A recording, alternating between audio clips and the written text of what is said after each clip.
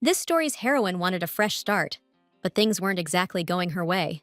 A kid named Caleb, with silver hair and red eyes, got super attached to her, which, screamed, "He's a Duke's kid." And he was begging Elia not to divorce his older brother, Cedric Indigenia, who just walked in the room. Elia and Cedric had a contract marriage, and it was coming to an end. But Caleb didn't want his sister-in-law to leave, and started making up all kinds of reasons for her to stay. Like, without her, Cedric would be a total mess, 'cause he's so clumsy he cut his finger. And the kid was scared to sleep alone, convinced there was a monster hiding under his bed. But Caleb's spirit was actually the strongest in the whole damn universe. And the monster under his bed? It's some major evil that became his power. This young Duke's gotta become a gravity wizard and a master of darkness. And while he was begging Elia to stay, his brother told him to quit whining, 'cause she's already in a tough spot. The girl saw a clear intention in her husband's eyes to get the kid out of the room and held him closer so he wouldn't be scared. But Cedric just grabbed his brother by the scruff of his neck, like a disobedient kitten. And pulling him away from his wife, he explained that his actions and pleading weren't gonna change anything anyway. The boy naturally got pissed, making a disgruntled face, and broke free from his older brother's grip. Then, in a lecturing tone, he chewed Cedric out, calling him the biggest idiot in the world, and demanded they don't ditch Aaliyah. But the older brother didn't want to either, but that's just how things had to be. Aaliyah herself got sick of this bickering and yelled at both of them to shut their traps, right now. She had no clue what was up with these brothers and why they were starting a fight out of nowhere. It all kicked off when our girl woke up in a totally different body and stared into the mirror, completely lost. At first, she figured it was a dream, so she blinked, shook her head, the whole deal, but nothing changed. The girl realized she was stuck inside the character of a novel she'd read, but she couldn't remember a thing about it. She finally got some intel when she found a diary and learned she was now Aaliyah, a 23-year-old. And since the author barely wrote about her, she was probably just some side character, But with nothing better to do, the girl decided to look around. And all she saw out the window was forest. It was kinda romantic, actually. Birds singing, a cool breeze on her face. The weather was awesome, so Aaliyah decided to take a walk through this crazy world she'd landed in. Sitting under a tree, she tried to figure out again just who this character she was inhabiting even was. Nothing came to mind, so she decided not to sweat it. After all, it's awesome here, and not everyone gets a second shot at life, even in a different body. The girl continued exploring the forest, trusting that nothing bad would happen. Along the way, she saw all sorts of cute little critters that looked so adorable she wanted to pet them, but they wouldn't let her touch them and ran off immediately. That didn't bother Aaliyah, though. She was just happy to be breathing fresh air and walking through such a beautiful forest again. Suddenly, she heard someone scream, like someone was running from something. Turning around, Elia saw a boy being chased by a wolf that was easily twice his size. Elia's first instinct was to save the kid, and she yelled at him to hide behind her. The boy thought her request was a little weird, since she was just a girl, and not very tall at that. But she told him to hide again, even though she was scared shitless herself. Still, she couldn't just abandon this sweet kid, so she decided to try and scare the wolf off. Gathering all her courage to protect the child, Elia, knowing she could die again, glared angrily at the predator, which looked terrifying. Its red eyes seemed to reflect the anger of the whole world, and with sharp fangs, it was ready to sink into human skin. Elia's soul went running for the hills again, but then she noticed the wolf was leaping like in slow motion. She decided to seize the chance and, using a technique, kicked him right in the gut. The wolf flew sideways and crashed to the ground, but after that, it didn't move. Elia was surprised at herself, not believing she'd become strong enough to knock out a beast like that in one shot. Either way, the predator's done for, and now the boy is safe. Only then did she breathe a sigh of relief and admit to the little guy that she was super scared too. And that guy, cool as a cucumber, just thanked her for saving his hide. He promised he'd pay her back for it, no doubt. But later, because he was strapped for cash right now. Just then, taking a closer look at the kid's face, Elia remembered her little brother, who looked a lot like him. This little dude was a dead ringer for her brother, Uni. The girl even wondered if he'd also transmigrated into the novel, but in his own body, even though that seemed impossible. But then the rescued kid butted in, saying his name wasn't Uni. He was the Grand Duke from the Apresent Imperial family, and his name was Caleb Indigenia. Elia was a bit shocked, but now the pieces in her head started clicking into place. She remembered that this kid was the embodiment of the novel's dark side she'd read. Back in her past life, she only had her brother Uni, who had to spend his time in the hospital because of some rare disease. But he took his treatment like a champ, And his sister, being on the national taekwondo team, promised her brother she'd snag that gold medal, and he was totally stoked about it. Time flew by, and then the day came. She actually won the freaking golden medal. They were both over the moon, stoked that everything worked out, and they wouldn't have to sweat the cash. She was dreaming of sending him to the best hospital. But for Yoonhee, it was his last day. It was a devastating blow for our girl. Turns out, the doc knew he didn't have much time left, but the kid begged them not to tell his sister. And after losing her brother, she started drowning herself in all kinds of media. She became a total internet junkie, just trying to escape reality. Then one day, she randomly stumbled across an ad for a web novel that looked interesting, and she started reading. The cover grabbed her attention. There was this face of darkness among the people, and it was a dead ringer for Yoonhee. That's why she instantly got hooked on the novel. And now that face was right in front of her. Caleb figured she saved him, cause she mistook him for some Yoonhee guy, and apologized for not being him. But even his voice was the same as her little brother's, from her past life. And this kid didn't look evil now. He even promised that, for saving him, she could ask for anything she wanted. He added he was a little hurt, otherwise he would have handled the wolf himself with magic. The fact that the little guy was injured really got Elia worried. Only then did she notice blood on his hand, and got super scared, even though the wound was minor. She took his hand to examine it, and saw some other red spots on his palm. Anyway, she suggested going back to her nearby cabin so she could bandage up his wound. First, she bandaged his hand with a handkerchief, and he thanked her again. Then she pointed out the way they needed to go, but noticed the kid was limping a little. He probably twisted his ankle running from that predator, but Caleb insisted he wasn't hurt at all. That didn't really reassure her, and she told him to let her know if it started hurting. The little guy even felt a bit embarrassed that he was in this state in front of the lady. From the outside, it might have looked like Elia was scolding him, but she was just worried about him. Just then, she remembered something from the novel. Caleb was experiencing some kind of deficit. For some reason, the vassals didn't like him, and always held him to super strict standards. But the girl only saw a sweet kid and didn't understand why others hated him. The original novel didn't explore the reason for that. With standards like that, the kid's probably crushed, even if he is from a duke's family. Elia just wanted to take care of him. He's just a kid, surrounded by a bunch of jerks, and when he said he wasn't hurt, it just brought back memories of her brother, Yoonhee, saying the same thing. She turned her back to him and crouched down, telling him to hop on.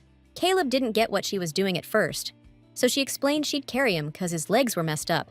Again, the kid started insisting he wasn't in pain and could walk on his own, just like Yoonhee used to swear he wasn't hurting when he walked by himself. Looking at Caleb, Elia just said she wanted to help, and there was no shame in that. She told him to think of her as his sister, and there's nothing wrong with a little brother getting a piggyback ride from his sis. Later, staring at his bandaged fingers, Caleb wished he had a magic wand to heal himself, and she even gave him a cup of hot cocoa, using the last of her cocoa powder. She just poured herself some plain water, cause there wasn't enough for seconds. The kid thanked her again for taking care of him, and Elia just adored this child, living in a world that was about to get swallowed by fear. But then she got curious about why she was even with Caleb in the first place. I mean, he's the main character, and she's just a sidekick. But right now, the important thing is for him to get better. And while she was watching the kid sip his cocoa, his stomach suddenly let out a loud growl. Realizing he was starving but wouldn't admit it, she started scolding him again without even meaning to, especially when he told her he'd been wandering around the forest since dawn, and it was already 5 in the afternoon. Now her mission was to feed Caleb, but she was surprised when he admitted he doesn't eat dinner. This kid was trying not to gain weight, so he'd look good at events, cause that's what his teacher told him. Aaliyah thought they were just messing with the kid. He's still a child, and they're already cutting his food. She felt like offing the jerk who put a kid on such a strict diet. But now she understood why Caleb felt so light when she was carrying him. Telling Caleb to hold up a sec, Elia started cooking something, mentally cursing that scumbag teacher. All she had in the house was potatoes, but she managed to whip up a few dishes with them. She felt kind of bad that she couldn't give the kid something tastier, and he was just amazed that she managed to cook everything so fast, like she was using magic. Elia was just used to doing it after all this time, and told the little guy to dig in already. And during dinner, for like 20 minutes, she kept telling Caleb to ignore the teacher and eat up. Caleb thought the food was pretty good, though it had more pepper than he was used to. Then the girl offered the kid some potato chips. Judging by his face, he'd never even seen them before. Caleb agreed to try them, but asked her not to spoon-feed him. And while he was chewing, Elia watched with admiration, seeing how much he enjoyed it. He really thought the taste was incredible and unforgettable. The girl promised to make some later, but she'd need to go get the ingredients the next day. As evening approached, Caleb drifted off to sleep. When he opened his eyes the next morning, the sun was already high, and he panicked, thinking he'd overslept. Then he got confused when he didn't see familiar walls, and looking around, realized he was still in Elia's house. Even so, the boy didn't think he should sleep that long, though he was glad his body got some rest. He couldn't believe he'd actually fallen asleep like that. After that one incident, he couldn't sleep a single night. Not since that day some psycho committed that messed up murder. Just then, Elia got back, a sack slung over her shoulder, hoping Caleb got some shut-eye.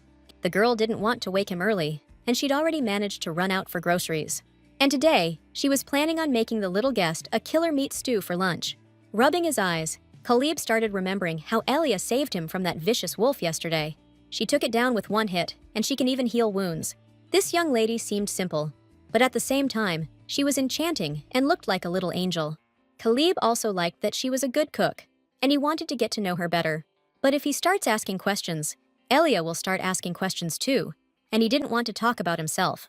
All the kid did was ask her to wake him up early tomorrow if he oversleeps again. He explained that he couldn't get up late, but that struck Elia as weird, so she started pressing him about the reason why. I mean, she doesn't have any schedule here, and she doesn't see anything wrong with a kid getting enough sleep. Her house ain't some grand duchy, so while Caleb's her guest, he doesn't need to stick to those dumb rules. Here, he's just a regular kid who can chill, eat, play, or sleep as much as he wants. The boy seemed a little flustered, and Elia patted him on the head, telling him not to be afraid to goof off like a normal kid. In that moment, the boy saw this woman as a total hero. In that short amount of time, he'd learned about so many of her talents, and she was still super nice. Plus, no one had ever petted him like that before. Then Elia told him to wash up and come sit down to eat. He still couldn't believe he could just be a normal kid, not a duke with a ton of responsibilities. He was constantly told to act like an adult, and they'd whack his hands with a ruler if he misbehaved. And that made him think he shouldn't do the things Elia told him to. But her words made him happy, even when she made him chamomile tea instead of cocoa. He really liked the food she made today too. And Elia was just happy she could satisfy the kid's appetite. Caleb was starting to get all these feelings, and this girl seemed incredible, which he told her. And because the kid looked like Yunhee, it felt like she'd known him for years. Right then, Caleb really wanted to tell her all about himself, and also learn more about her. It was a simple request, but Elia didn't know how to tell him about herself, so she asked him to tell his life story first. Elia had read a novel about him, but she was curious to hear it from him directly, without giving herself away. She also wanted to do something to prevent Caleb from becoming a villain. The boy's face suddenly turned sad, but he started anyway. The girl confirmed he had an older brother, who she'd read a lot about in the original story. At 10, Cedric was adopted by the Indigentia family, and he mastered gravity magic at 13. He became the strongest in the world and revived magic that had vanished over a century ago. And even though they weren't blood-related, Caleb really grew to love Cedric. Right then, the boy's face turned dead serious, and he confessed that his brother had been cursed last year. They say only the caster can lift the curse, but unfortunately, they still can't find him. A fairy curse in Elia, what's that all about? That's probably why Caleb is turning into the face of darkness. The original novel mentions Daphne, the patron saint of the Marinist family, and Prince Reno from the Aprazan Empire. One day, a fairy appeared before Reno, intending to send him into an eternal sleep.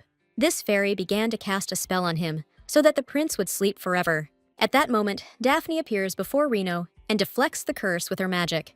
And then, when she protected him from the evil fairy, Daphne and Reno fell in love. Now, when Caleb was talking about his brother's curse, he stated that there is a way to lift it. The Sanctuary of Knowledge. Only authorized personnel can enter this place. The Pillars of the Empire, the Malaishat, Marinest, and Indigentia families. Besides, only the heads of the family, or heirs who've sworn loyalty to the family, can get in. The quickest way for Cedric to enter the Knowledge Sanctuary is to become Grand Duke himself. But he doesn't want the throne and wants Caleb to become Grand Duke instead.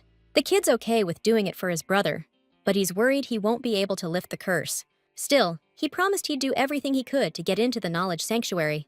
Elia remembered that when Caleb becomes Grand Duke, Cedric's condition will get a lot worse. That kid's gonna get into that sanctuary real fast, and he'll dig through every piece of info he can find, but he won't find anything about the fairy or the curse. Then, one day, he'll be told that the fairy was captured alive by the Imperial Court, and Caleb will race to the dungeon where they're keeping her. He knew she was the only one who could lift the curse on his brother, but he never got to talk to her. By the time he arrived, the fairy had mysteriously died. After that, Caleb would become convinced there was a conspiracy within the royal family. He'd lose all trust, filled with hate, and, heartbroken over his brother's illness, he'd want to destroy them. Caleb would turn to forbidden black magic and make a pact with a great devil. Once that happens, there's no way anyone can stop him. With a heavy heart, Aaliyah remembered the whole story, the one that was about to unfold. But right now, she was just looking at a kid, one who looked so much like her brother. And the girl decided that as long as Caleb was in this hut, she'd do everything she could to change the future. Hugging the boy, Aaliyah assured him that he would become a great duke and save his brother. She promised to help him with anything and everything she could. That night, she fell asleep next to him, holding him like a caring older sister. She believed everything would be okay, and she kept trying to instill that belief in him for the next week. Then, one day, they went for a walk in the woods, making flower crowns and playing like regular kids. Now, looking at his face, she could tell Caleb had changed. The kid mostly laughed and enjoyed every single fun moment. The cruelty was gone. He smiled more often, and his emotions felt real. That's what a normal kid should look like. Then, Caleb caught a rabbit and brought it to Elia, asking what he should do with it now. It was the same bunny that Elia couldn't catch a week ago, and she was happy to see it again. But seeing her face, the little critter suddenly freaked out, wriggled free, and bolted again. The girl couldn't figure out why it only ran from her, like there was something terrifying to rabbits on her face. But she explained to Caleb that the animal just got spooked because she approached it so fast. Then she suggested they head back to the cabin for a snack and reached out her hand to the boy. He eagerly reached back, and Aaliyah noticed his wounds were almost healed. He'd been with her for several days now, and soon he'd have to return to the duchy. Just like me, Aaliyah found it weird that after all this time, Caleb's not being looked for by his brother, or anyone for that matter. Meanwhile, Cedric was standing by his bedroom window late at night, wondering where his brother was right now. The truth is, he was searching for his brother, throwing everything he had into finding him. Suddenly, winter arrived, and the whole duchy was covered in fluffy snow. Cedric got a warning from the royal family to stop using weather magic. His advisor, Edwin Polanoa, also reported that the gates are snowed shut and the vassals can't get out. And if this keeps up, the castle and farmland are going to take a serious hit. The Duke claimed he's got it all under control, and he just needs to clear a few things up. So, if Edwin wants to stop the blizzard, he needs to find Caleb. Basically, he dumped all the responsibility on his servant. Cedric thought it was weird that after a whole week, they had 0 leads and didn't even know if his brother was alive. And it pissed him off that the vassals only cared about the weather, like it was more important than the little Duke's life. He ordered them to bring Caleb to him as soon as possible, and he doesn't care how they find him, even if every last vassal freezes to death. Head bowed, the advisor promised to carry out the order. Left alone, Cedric griped about his vassals, whining about the cold, while his brother was missing. He couldn't stand just waiting around for him to come back, and prayed he was still alive. He'd even hit up the Empire's info guilds, but they hadn't found a single trace. There was only one guild left he hadn't gone to, the Dark Guild. Meanwhile, Caleb was hanging out with Aaliyah. As they were getting ready for bed again, the girl asked him to come over so she could change his bandage. She needed to do it often so it wouldn't get worse, and the wound would heal faster. Aaliyah quickly tied on a fresh piece of bandage, noticing the wound really was healing fast. In a few more days, Aaliyah was sure the kid would make a full recovery. Caleb looked at the bandage on his fingers, and for some reason, got bummed out. The look on his face was so sad, like he'd lost something incredibly precious. That's because he didn't want to go back to the duchy so soon. But Aaliyah didn't either. She just wanted his hand to heal quickly. Then they started getting ready for bed. The kid suddenly turned to the lady of the house. He wanted to tell her something important, but then changed his mind and told her not to worry about it. But the girl kinda knew what he was thinking. She'd been watching him the whole time. And when they went to sleep, Caleb was thinking about how soon he'd be able to use magic and get back to the duchy. He knew it was the right thing to do, the way it had to be. And even though he didn't want to, he had to go back to his brother. Caleb remembered telling Cedric that if he became Archduke, he could prove his loyalty and enter the Temple of Knowledge. The kid couldn't wrap his head around why his brother was turning down the title, but he didn't want it and wished for his little brother to lead the family. The little guy needed time for that, but he wanted to lift Cedric's curse right now. But Cedric told him not to worry about it. There was another way, and he didn't have to go to the Temple of Knowledge. Later, Caleb overheard the maids whispering that Lord Cedric was going to get married. It was weird news for everyone, like it would somehow save his life. But even the maids believed that only the Temple of Knowledge could save the young lord. And now, Cedric was giving up the title, and he could only prove his loyalty to the family through marriage. But finding him a wife would be super tough because of all the rumors going around. They say the curse is contagious, and that news totally freaked Caleb out. No clue who started these rumors, but one thing's for sure, nobody's gonna want to marry Cedric now. Caleb couldn't figure out why his brother hadn't told him any of this. Like he didn't want to involve him, or just didn't trust him. He just wanted Cedric to be honest with him and not keep secrets. Then, his thoughts went back to Elia, and he pictured her becoming a couple with his brother. They'd actually look amazing together, from the outside. Plus, that girl's super kind and has tons of talents. She'd be perfect for Cedric. Now the kid had this hope that Elia could help his brother if they got married. Then, he could prove his loyalty, get into the Temple of Knowledge, and find a way to lift the curse. After that, they could all live together, and Caleb would never feel lonely again. But then the kid realized he shouldn't even be thinking about stuff like that, 'cause it made him look like a total egomaniac, and he was terrified he'd end up alone forever. He didn't want to mess up this girl's life, so he swore he'd be back the minute his arm healed. He drifted off thinking about it, but all night he dreamed about him, Cedric, and Elia living as one big family. The next day, Elia asked him what he wanted for lunch, promising to whip up something tasty. But Caleb was in a super dark mood, and he just didn't care. Seeing how bummed he was, the girl freaked out, not knowing what could have upset the little dude so much. Then it hit her. He'd been acting like this since morning, and she hadn't even noticed. Elia was clueless what to do, but she wasn't about to give up either. And she announced to Caleb that she was making a spiced potato soup for lunch. Plus, she needed a few lemons for it, and she asked the kid to go pick some. With a face like a kicked puppy, Caleb agreed to do what she asked. But Elia noticed his steps were so heavy and unsteady, like he was about to collapse. A walk in the fresh air should cheer him up, so she planned to take him out later. But then, out of nowhere, just as Caleb reached the door, some dude in a hooded cloak walked in. She got scared for the kid, because this guy looked seriously creepy. And then he started reaching for him, saying he'd finally found him. Oh, hell no. Elia wasn't born yesterday. She clocked the freeloader upside the head with a frying pan. She didn't like the way this dude was looking at Caleb, and especially that he just barged in without knocking.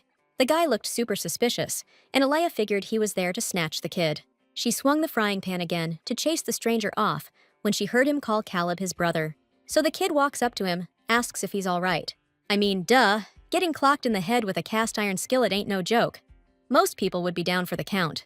And Elia was totally freaked, realizing who she'd just whacked with her cookware. The hit was seriously powerful, and even though Cedric tried to stay upright, he still passed out. Elia felt bad, but she had no clue who was under that hood. She got the Duke into bed to recover, while Caleb, seeing how scared Elia was, kept saying it wasn't her fault. Anyone would have done the same, and the kid even promised to explain everything to his brother when he woke up. At the same time, Caleb wasn't expecting his brother to track him down so quickly. Things were getting a little awkward, so to buy some time, the kid went to grab a wet towel. The girl stayed behind to look after the guy who'd just gotten knocked out. She thought Caleb mumbled something before heading into the kitchen. That's when she heard a faint moan nearby. Cedric was starting to wake up, so Elia decided to grab a compress herself, leaving Caleb to watch over his brother. But then she noticed the Duke was still unconscious, like just talking in his sleep. Elia noticed his tight collar and decided to unbutton it so he could breathe easier. The second she touched the buttons, Cedric instantly grabbed her hand. Opening his eyes, the young master demanded an explanation for what she was about to do. Caught off guard and a little scared, Elia froze, not knowing what to say. And Cedric thought she was some kind of pervert trying to take advantage of him. That totally shocked her, because she was just trying to help. The young master kept grilling her about her motives, but it sounded loaded, you know? And then he straight up asked why she'd kidnapped Caleb. The girl choked on her words, surprised and freaked out. This dude was accusing her of something she didn't even do. On top of that, he thought she'd set up some kind of barrier to keep him from finding this place. That's when Elia found her voice again, yelling that he had it all wrong. Then she spun around, ready to go get Caleb real quick. But BAM! Something slammed her to the floor like a super strong magnet, and she couldn't even wiggle a finger. Cedric, figuring she was trying to bolt, used some gravity magic and pinned her to the ground. And even though she kept insisting she wasn't running, it didn't seem like he believed her. The atmosphere was getting seriously heavy, and Elia realized this Cedric guy wasn't just gonna let her go. But right then, Caleb smacked him in the face with a towel, telling him to back off Elia. He also demanded Cedric drop the spell right now and let the girl go. And to make sure Cedric got the message, the kid explained that this girl had saved his life. Then Cedric found out that his brother almost got eaten by a wolf, but Elia stepped in and took the beast down. Now the kid's totally disgusted with his brother because he was trying to kill his savior. At that moment, Cedric's face was a picture of pure shock. Then he wanted to know why Caleb didn't just use his magic and head back to the duchy. Turns out, the kid put up the barrier himself, and Aaliyah was surprised he even used magic. She didn't get how he could do it, since his hand was all messed up just yesterday. But Caleb confessed he used magic because he wanted to hang out with Elia a little longer. Then he apologized to the girl for having to trick her. Even though he was injured, he could still use magic, and he had to deceive her to avoid going back too soon. The girl was a little shocked, but she understood the boy's desire and wasn't angry at all. Hugging him, Aaliyah explained that there was nothing wrong with his motive, and he shouldn't apologize. This touched Caleb so much that he started crying, which was a little surprising, since in the original story, he never shed a tear. At the same time, Aaliyah herself didn't want to part with the boy she was having so much fun with, and when she admitted this, Caleb suggested she come with them to the duchy. This was unexpected for her, but it was even stranger to hear that she should marry Cedric. They decided to discuss that later, and Caleb was told to get some sleep, and he fell asleep very quickly. Aaliyah was still buzzing from what happened, but she figured she'd offer her other guests something too. So she headed to the kitchen to whip something up, and that's when Cedric suddenly appeared. And get this! He'd taken off his soaking wet shirt and was about to sit down at the table like that. The girl was totally flustered by his appearance. She couldn't figure out why he had to do that. Still, she gave him some warmed-up tea while the food was cooking. The Duke thanked her, and while he was drinking, Aaliyah realized she was staring at his ripped physique. She immediately turned away, knowing it was rude to gawk like that. But she couldn't help thinking the Duke looked way better than those buffed-up dudes in kimonos. While Aaliyah was lost in thought, Cedric stood up and apologized for barging into her place like this. Plus, he knew she'd whacked him with the frying pan to protect Caleb. The girl wanted to keep talking, but to avoid being awkward, she tossed him a blanket to cover up. She was curious about him. This guy barely got any screen time in the original story. He's got a cold stare, but Cedric seems like a decent dude at heart. Then she remembered Caleb's weird request and asked why the kid was talking about marriage. Cedric was blunt, saying it was most likely because of the curse. Caleb figures the cure report might be in the Temple of Knowledge, but you gotta be head of the family to get in. And there's a ceremony you gotta do, where you swear your allegiance. Only blood relatives can perform the ceremony, and Cedric's blood isn't a match. But if he's married, then he gets the right to perform the ceremony. So that's why Caleb asked her to marry him. The Duke just straight up admitted he's never seen his brother like this, trusting someone so much. Then he dropped a bomb on Elia. Nobody wants to marry him, because of rumors the curse is contagious. But it's just rumors, spread on purpose by someone. To ease her worries, Cedric promised to head straight back to the duchy with his brother, the second he wakes up. Alia remembered Caleb wanted to hang out with her a bit longer, and asked why they're making him an archduke. Cedric's been straight with her so far, and she hoped he'd give her an answer. So he confessed that, for some unknown reason, Caleb was kidnapped right after he was born. His parents searched for 4 years before finding out he was in an orphanage. That's when Elia remembered the original story mentioned the assassination of the Indigenia. They were attacked on the way back from the orphanage, and everyone in the carriage was killed. Caleb was the only survivor, and it was a total tragedy for everyone. Ever since then, some vassals have hated the little duke and been spreading rumors. Since Cedric can't inherit the title because of his blood, Caleb has to become archduke to protect himself. His brother didn't want Caleb constantly relying on others, and he saw his curse as a secondary problem. Now, Aaliyah's starting to understand why Cedric's working so hard to keep his little brother alive. But if that happens, the kid won't be able to live the life he wants, and the girl knew there was nothing she could do to help him, except listen. But if Cedric marries her and joins the Temple of Knowledge, he won't find a way to lift the curse.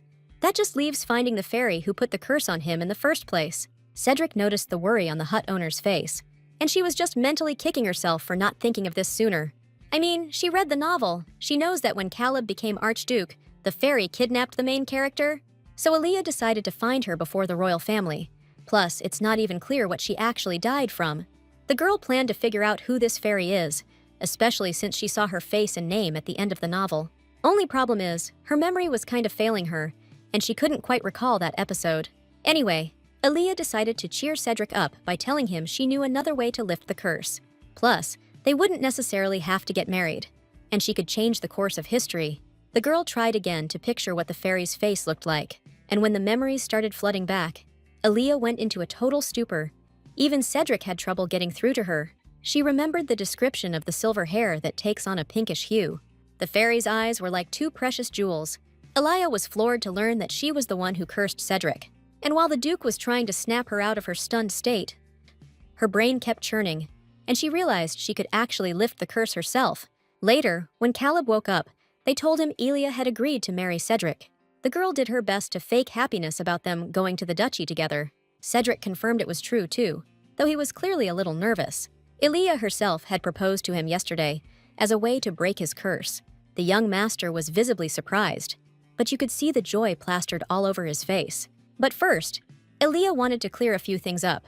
Since she's the one who caused this mess, she better be able to fix it. All she ever wanted was to see those two live happily ever after. But there's no way she can pull that off now, because she's got zero memory of what the real Aaliyah did. All she knows is her name and age, plus she doesn't even have a basic grasp of magic. And now the girl felt totally desperate, scared she wouldn't be able to do anything. At least Caleb didn't recognize her, probably because she always wore a black hood before. The story's changed now, but she just wants to run, terrified the kid's gonna figure out who she is. And then he'll unleash all his rage on her, because she messed with them and didn't break the curse. The thought that she'd have to die if that happens really freaked Elia out. But there's another problem. When the fairy was locked up, she died a mysterious death. Could be a chronic illness, or maybe one of her old vassals iced her. Either way, doesn't matter if Aaliyah runs or not. She's toast either way. So her best shot at survival right now is marrying Cedric and seeing how things play out. Aaliyah was hoping she'd figure out how to break the curse eventually. Then she could bail and get far, far away. She could finally live her own life, and Cedric and Caleb could live happily ever after. Aaliyah didn't want to get involved at first, obviously, but since she's a fairy now, she's got to help them out. She doesn't care anymore that this is a novel's world. These people are real to her now. Later, Cedric explained to his little brother that he's marrying Aaliyah, but it's gonna be an unusual marriage. They're entering into a marriage contract, and it'll last until the curse is broken. Then she's free to go back home. Surprisingly, Caleb didn't throw a fit, like he knew this was coming. Elia and Cedric decided to lay it all out for the kid right away, so he wouldn't be bummed later. He pretended he got it, but then he said Aaliyah didn't have to come back to this dump. Because divorcing Cedric doesn't mean she has to ditch the duchy. She can live with Caleb. Plus, she'll need some kind of official status, and the kid promised to be her guardian. The news that she could keep living in the castle was a nice surprise for Aaliyah, but also kinda shocking. But it meant something had changed in Caleb himself, and for the better. That's when Cedric chimed in, saying that what he was suggesting would be complicated, because first and foremost, they gotta consider what Aaliyah actually wants. And that's when the kid declared that this lady likes being with him. She told him so herself. That's when it hit him. Elia never actually talked about what she wanted. Both brothers locked eyes on her, waiting for some kind of answer, but she just froze up. Sensing the awkwardness, Cedric suggested they change scenery, get out of here. Plus, they needed to hash out the contract details anyway. Aaliyah agreed that this whole situation was the best shot at solving Cedric's problem. And Caleb, he was just stoked she'd be sticking around a little longer. Aaliyah felt kind of bad for the kid. He had to grow up way too fast. Besides, she actually enjoyed hanging out with him, because he reminded her so much of Uni. Aaliyah hoped her memories would come back. She'd break the curse, and Caleb wouldn't plunge the world into chaos. But she knew she was ultimately to blame, being Elia and all, even if it all went down before she was reborn. So she can't bring herself to tell Kale that their fun is a lie, and she's decided to ditch these feelings ASAP. But right now, she needs to focus on solving the problem at hand. And soon, they arrived at the castle, its gloomy vibe barely covered by the white snow. That snow didn't last long, because Cedric canceled the spell. After Aaliyah took a look around, she thought the place was just epic. The girl was stoked, especially since she knew nothing about this place. And she even wondered if she could handle the task she's been given. Later, Cedric explained that she'd have to meet the vassals, and that kind of freaked her out. But since Kale's back at the palace, the Duke needs to announce it and let everyone know about their upcoming marriage. She doesn't have to do anything else today, and she can chill in her room, which the maid will show her to. That's when the young master's advisor came up and whispered something to him. Then Cedric got ready to leave for the meeting, telling Aaliyah to let him know if she needed anything. But then Kale stopped him, announcing that he wanted to join the meeting too. This was a little unexpected for both Cedric and Aaliyah. Originally, this kid never participated in meetings until his brother fell into that coma. But now, Kale understood that he could be just a normal boy in the woods, but not here. Aaliyah saved him back then and took care of him. She even had to accept his request. That's why he wants to guarantee her safety while she's staying in the duchy. The girl was slightly shocked. She didn't know what to say to that. Cedric, on the other hand, noticed that this lady had given his brother confidence in just a few days. He agreed to take Caleb with him, and Caleb promised Aaliyah he'd be back real soon. Left on her own, she was worried about the kid being okay. She wished she could have gone with him, but she trusted nothing bad would happen with Cedric there. A minute later, a girl with dark pink hair walked in. Olivia, Aaliyah's new maid. The girl seemed good-natured and didn't raise any red flags. Aaliyah just silently celebrated getting her own personal maid. She learned from Olivia that the meeting with the vassals had already started, and she started worrying again about how Caleb would handle himself, because even though he's got a title, he's still just a kid. At the meeting, Marquis Reynold Babylon was pissed that some chick was going to marry the family head, but Cedric told him to watch his mouth and not call him that in front of the future Archduke. He also said he loved this girl, so everyone better watch their freaking mouths. The Marquis couldn't argue with that, so he just ground his teeth in rage. Cedric was there to share news, not to get an earful, and he planned to get married ASAP. The ministers remembered when Caleb went missing. The young master used magic and froze the entire palace. So they decided not to push it, but they started plotting to get rid of this upstart. And Marquis Babylon was totally losing it. Because if Cedric gets married, his whole plan is ruined. Babylon is the only brother of the previous Archduchess Idizil, and he's like an uncle to Cedric and Kilabu. After having all the family members murdered, he still couldn't become the second in command. But when Cedric was cursed, the Marquis started cooking up a new plan and spread rumors to stop him from getting married. People were afraid the curse was contagious and slowly began to distance themselves from Cedric. So, the Marquis was planning to get rid of Caleb using Jeriel's daughter, who was his tutor. After that, Cedric would become Archduke, and to break the curse, he'd have to marry Jeriel. That would make Marcus Babylon a guy with absolute power. But the appearance of this chick changed everything. Reynold was worried that Cedric would end up in the Temple of Knowledge and might learn something about Caleb's past. Then Cedric just straight up announced that his fiancée would be taking etiquette lessons with Caleb. That pissed the Marquis off even more, because his daughter didn't graduate from the academy to tutor some commoner. Caleb shut Babylon up, demanding that they not call the lady that, and his face twisted with rage. Reynold even got scared by that. He'd never seen the kid like that before. At the same time, he was radiating intense pressure when he reminded them that the lady was the future Duchess Indigence. From the boy's reaction, it was clear to everyone that this girl meant a lot to him. Babylon knew he was screwed for now, but decided to turn this problem into an opportunity. First thing he did was figure out how to kick this chick out of the duchy. Meanwhile, Aaliyah was totally blown away. The bed was so soft, she'd never slept on anything like it, not even in her past life. And the next morning, she noticed she wasn't puffy at all, even though she'd gone to bed super late. Turns out, she'd gotten some seriously high-end skincare the night before. Now, her eyes really did look like precious gems, and she was stoked about it. Then a maid showed up and announced that breakfast was ready. Olivia wheeled a whole table into the room, piled high with all kinds of snacks. Aaliyah couldn't believe she could just chow down on all this fancy food without a worry. Then, Olivia said to let her know when she was done with breakfast, 'cause Master Cedric was waiting for her. The maid even offered to help Aaliyah with her outfit, but she insisted she could handle it.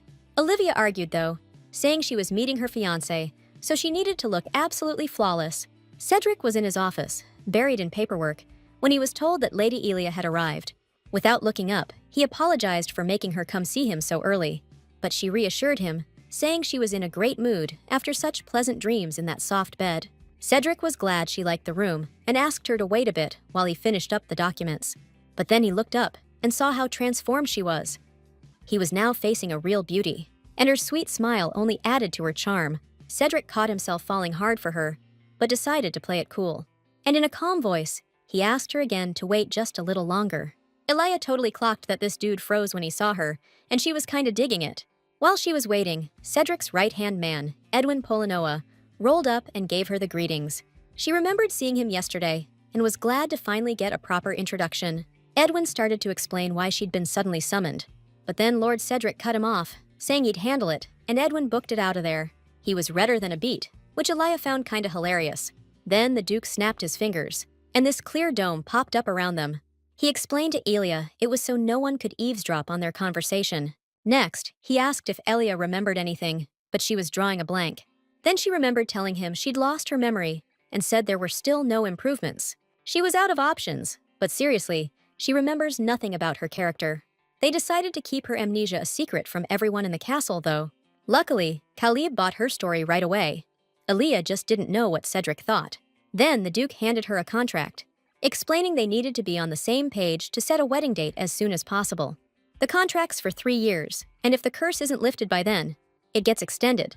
Aaliyah also gets a monthly salary. Cedric just asked her to keep track of all her expenses, and when he told her to let him know if it wasn't enough, she was floored, considering all those zeros. After figuring out that it translated to 3 billion won a month, Aaliyah practically screamed in surprise.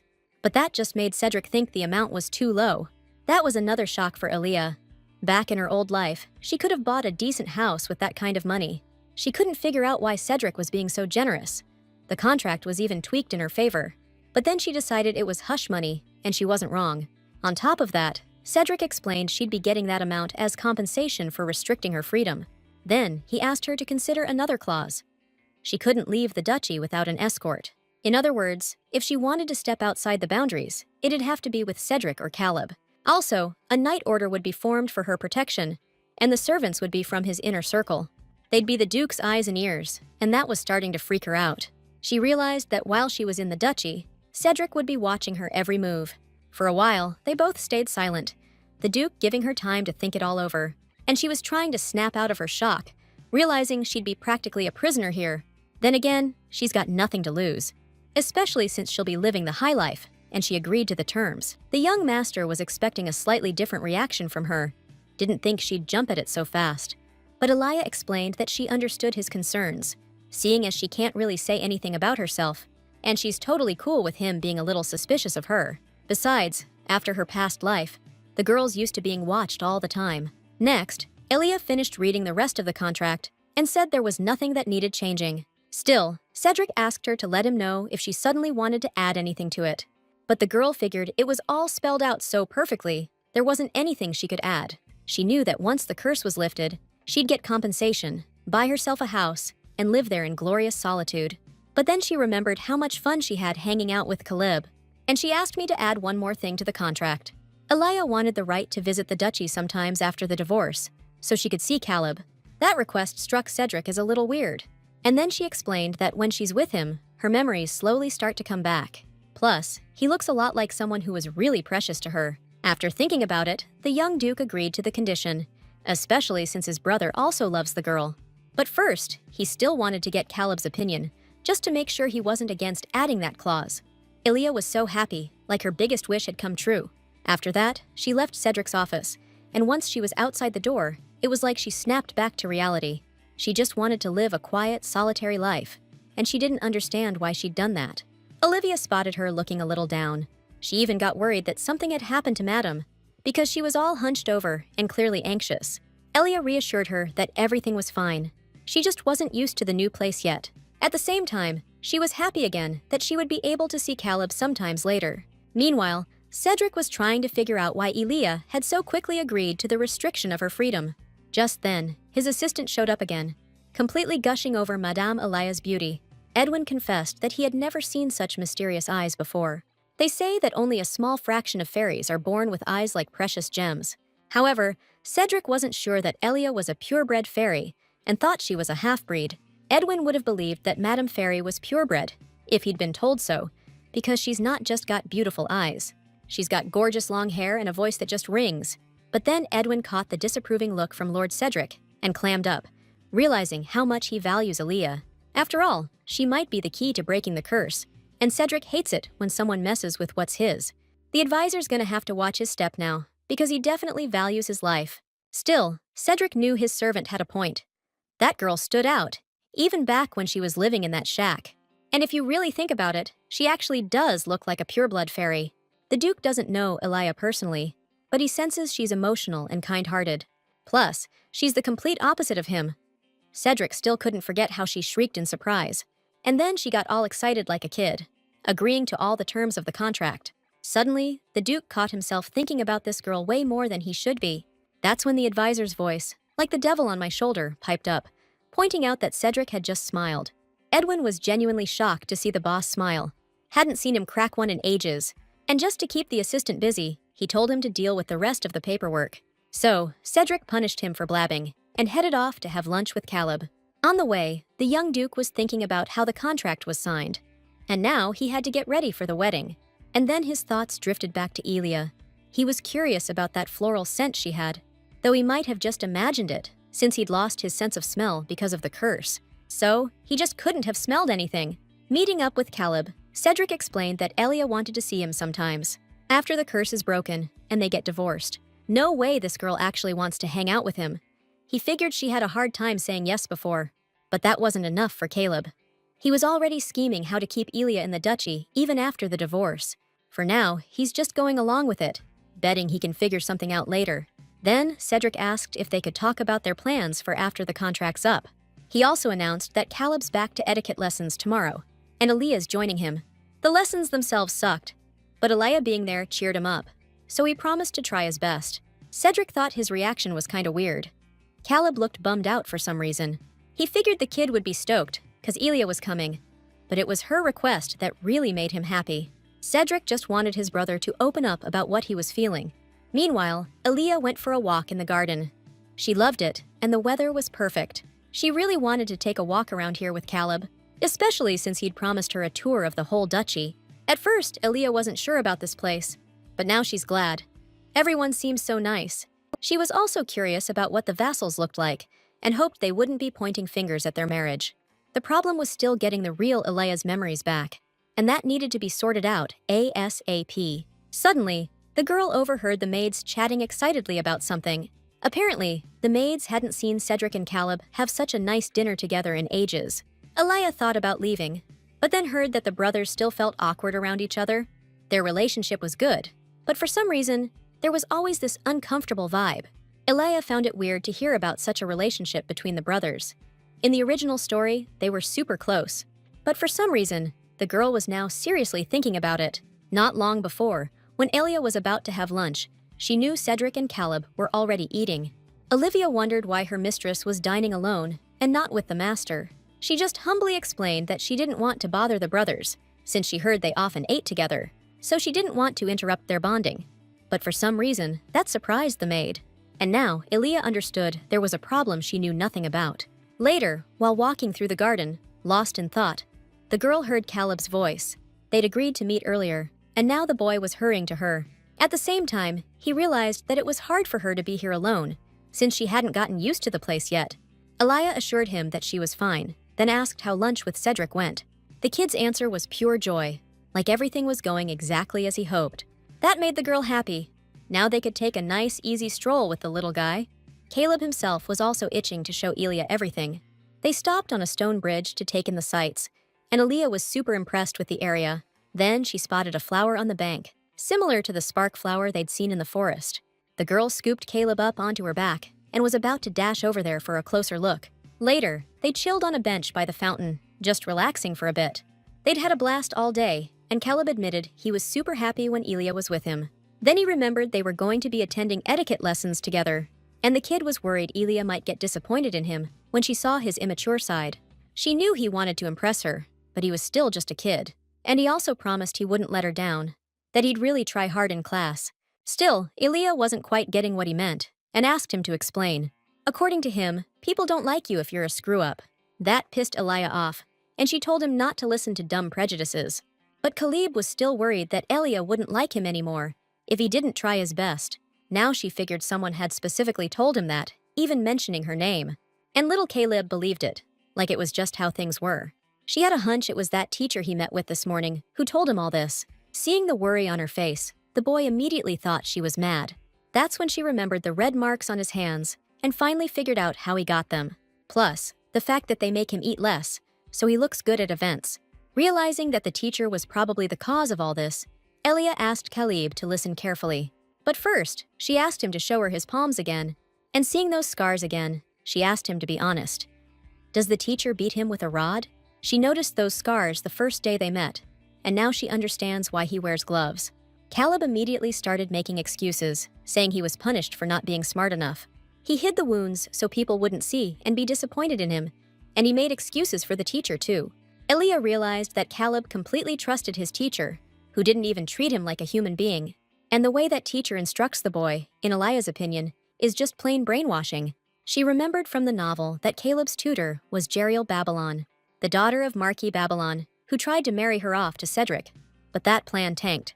In the original novel, the young duke refused the wedding, and the Marquis's intentions to marry his daughter off when the curse got worse were super obvious. Then, Aaliyah asked if Caleb had talked to his brother about the etiquette lessons. Just like she thought, the kid was keeping quiet because he was scared of disappointing his brother. Plus, the tutor was insisting that Cedric shouldn't see the bruises. Apparently, Caleb would just be distracting his older brother. The tutor also said that Caleb annoys Cedric during dinner, and he only talks to him because he has to. That's why the kid wants to study even harder and put in even more effort. Caleb trusted his teacher knew what he was missing, and that scared Aaliyah, because the kid's just plain freaked out.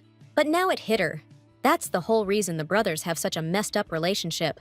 Meanwhile, Marquis Reynolds been using his vassals to trap the little duke, and Jeriel's manipulating him, acting all caring, and Caleb buys every word she says.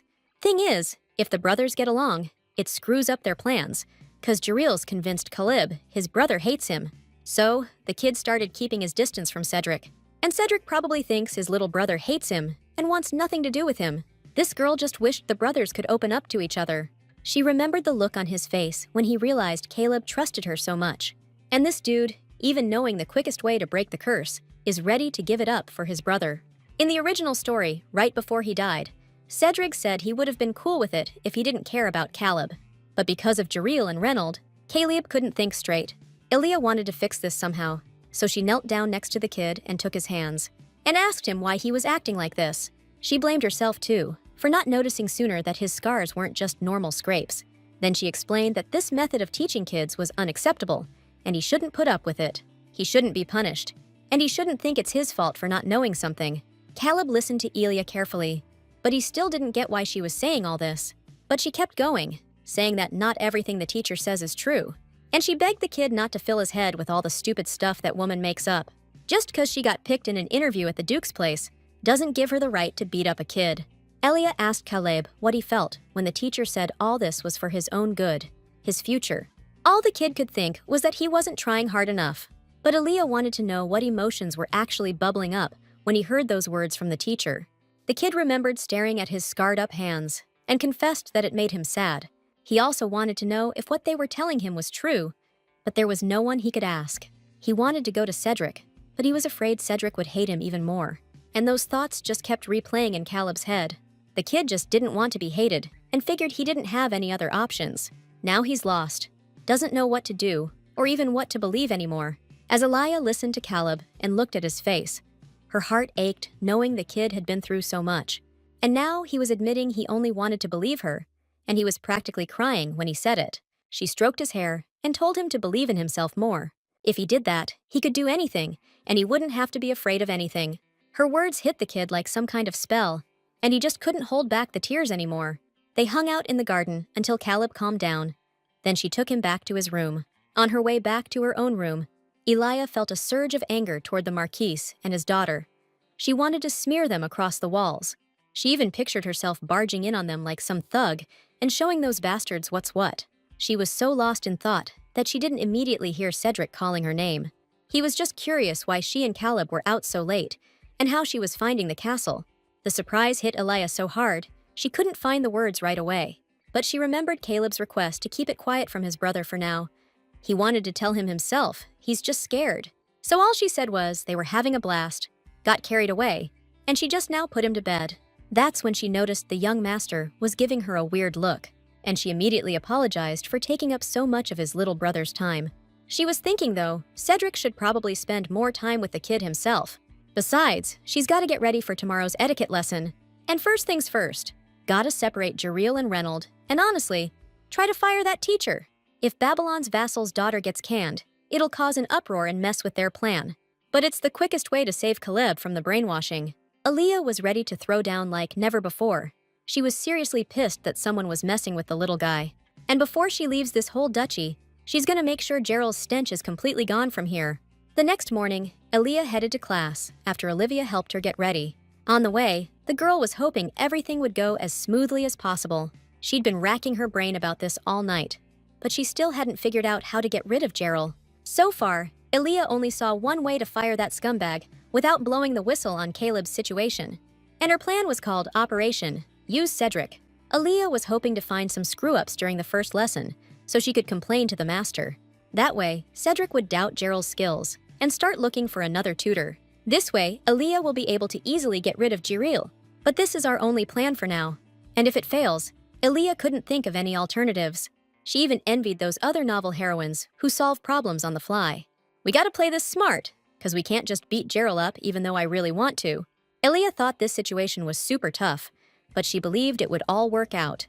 When she got to class, Caleb greeted her and asked if she enjoyed the breakfast. The girl nodded okay and noticed that he slept well. Still, she was worried about him and hoped he wouldn't have to put up with that bullying anymore. Then, a servant announced that Marquis Vivillon's daughter, Gerald, had arrived. Aaliyah tensed up, but was ready to face this scumbag head-on and told them to let her in. Gerald entered and greeted her students in the most appropriate manner. Her face didn't show even a hint that she'd ever hurt a kid. What Aaliyah saw was way different from what she'd imagined. That lady just started showering the future Duchess with compliments, even saying she had a super gentle voice. Then Jireel started the lesson, and Aaliyah's task was to try walking correctly. But first, the teacher asked her to walk across the room the way she normally does. The girl was even a little bummed. Gerald was actually teaching, like a real teacher should. What surprised her more was when the Marchioness complimented her walk. Aaliyah realized that at this rate, she wouldn't be able to pull off her plan. But then she figured out the teacher wasn't just being nice for no reason. She definitely had an agenda. And looking at that smiling face, Aaliyah wanted even more to smack it. But she held back. Second lesson, third lesson, same deal. Gerald was killing it, no doubts about her skills. Aaliyah was itching for her to drop the act, so she could finally kick her to the curb. But then, out of nowhere, the Marchioness got all serious on her, turning to the lady again. She straight up said Aaliyah wasn't learning from her mistakes and was way too slow on the uptake, and added that if the lady kept it up, the young master would be seriously disappointed in her. The girl didn't get why Gerald was bringing up Cedric, but this was clearly the start of some serious brainwashing. Gerald kept hammering on about how Lady Elia had to look perfect at the wedding. Then she promised she could totally pull it off. Just trust her completely. It was all for Elia's own good. And that's when Elia realized this snake was trying to play her. Bingo! The moment she'd been waiting for. Now she could move on to the next phase. Gerald didn't just hate the new student, she loathed her. When her dad announced she'd be tutoring some nobody, she totally lost it. But the Marquis couldn't stop it, 'cause it was the Duke's orders. Gerald's mom kept saying it would help her become Duchess faster, but she still threw a fit. They followed the order, but didn't even ask her. She practically cried, saying she didn't go to the academy to tutor some commoner. Her mom and dad kept trying to calm her down. They promised the Indigencia family would soon be theirs. Just gotta hang in there. And told her not to sweat Caleb, since he already trusts her completely, so no problems. They couldn't figure out how Eli managed to get that kid on her side so fast. They figured she couldn't do anything anyway, and they'd find a way to ditch her. I mean, you can always spot the flaws in a commoner, even if you promote them. Now, Gerald's gotta become the perfect daughter of the Marquis, so she can manipulate that girl. The Marchioness agreed, but she was a little worried, though she figured it wouldn't be too hard to pull off. But she didn't see it coming that Elia knew everything and had started playing her own game. While they were chatting about Elia's successes, she confessed she'd talked to the Duke about her shortcomings. She was also worried that she was just a commoner, and people would judge the difference in status. She also admitted that Cedric came up to her in the flower field afterward and said something. He didn't care about her status or abilities, and he didn't give a damn what anyone else thought. Cedric asked Aaliyah to just be herself, because he fell in love with her exactly as she is. Aaliyah just kept replaying Cedric's confession of love over and over, out loud. Seeing the look on Gerald's face, she added that status and power mean nothing compared to love. But the teacher was forcing a smile, confused why this girl wasn't falling for her tricks. She'd done everything to make this commoner feel bad, and just decide to leave. Meanwhile, Aaliyah was secretly gloating that Gerald had fallen into her own trap, and now she was curious to see how it played out. It was also a bonus that Caleb was engrossed in his book and hadn't heard a thing. With that, Aaliyah figured they could wrap up the walking lesson. All the while, she waited for the Marchioness's reaction, keeping that smug smile plastered on her face. When suddenly, Gerald announced that they would now move on to a deeper study. The Marchioness even smiled, but it was a kind of sinister smile. After that, Jeriel brought Elia some high heels, explaining she needed to learn how to walk in them. To the girl, this felt like some kind of hellish trial. But she understood Jeriel was just trying to show her that she was completely useless. Still, she acted interested, believing she could at least take a few steps without breaking her neck. Even before her rebirth, Elia rarely wore heels, and putting these shoes on made her knees shake. When she'd taken a few steps, Jeriel told her to walk even faster. She was probably waiting for Elia to fall, but Elia believed in herself. But then she felt something weird, like there was another catch to this whole thing. And sure enough, with the next step, the heel on the shoe started to come off. Naturally, Elia lost her balance and fell, and Jeriel pretended to be super concerned about her. Now the girl understood exactly what the Marchioness was planning. She probably broke the heel on purpose, but that could have led to a broken leg. Elia wanted to give her a piece of her mind, cause her patience was wearing thin, but the Marchioness immediately crouched down next to her and started wailing, acting like she couldn't believe the shoes were broken.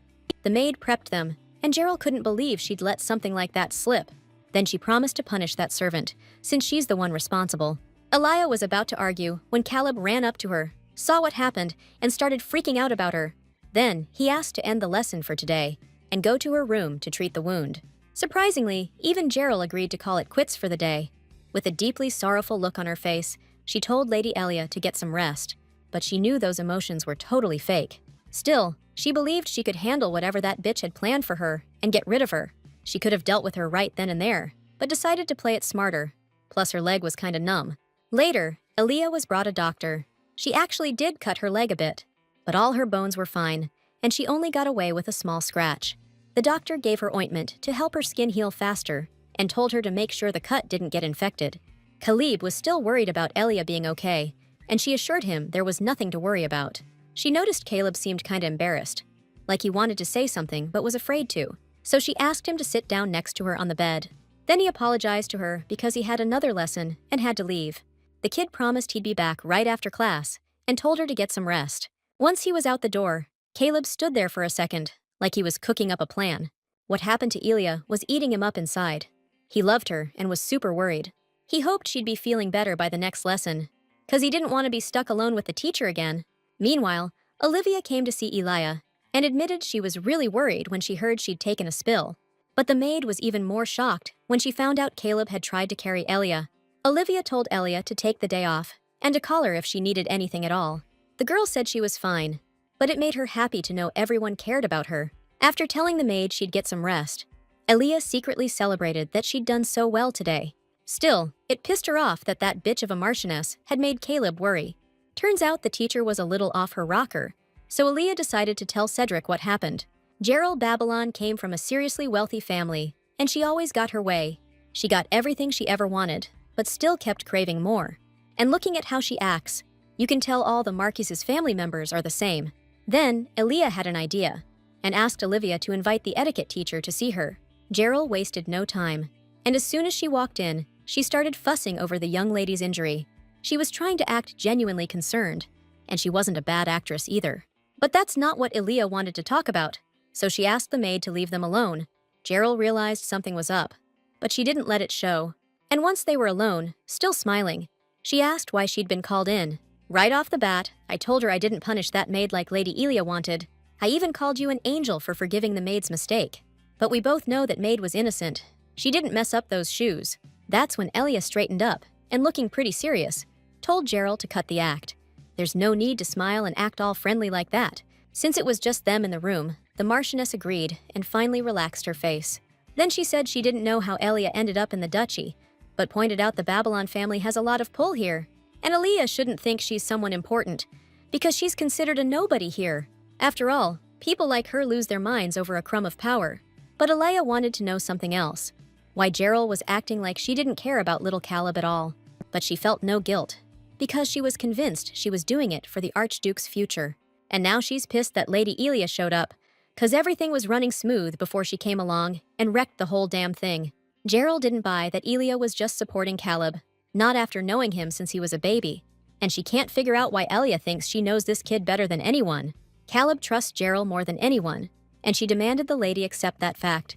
Elia wasn't arguing that Caleb hadn't spent much time with her relatively. Besides, his backstory wasn't really fleshed out in the novel, but she's learning about the boy's life right now, and she's kicking herself for the careless thoughts she had at first. There was so much garbage surrounding this little guy, and in that situation, he became an archduke on his own. Elia knew that she'd have to leave the duchy eventually, but for now, she's sticking by him, and in that time, she was going to teach these bastards a lesson they wouldn't forget. Now, standing face to face with the Marchioness, the girl decided to make her move. With a sweet smirk, she announced that Gerald looked absolutely hideous. She wanted to make that scumbag feel what her victims felt. At that moment, Gerald snapped, letting her emotions fly as she snarled at Elia, calling her a low-born wench. Elia just gave her this surprised look and asked if that was an etiquette lesson. The Marchioness reacted exactly how Elia wanted. It's hard to ignore some commoner insulting you. The lady continued schooling the teacher, saying aristocrats should always watch their words and actions.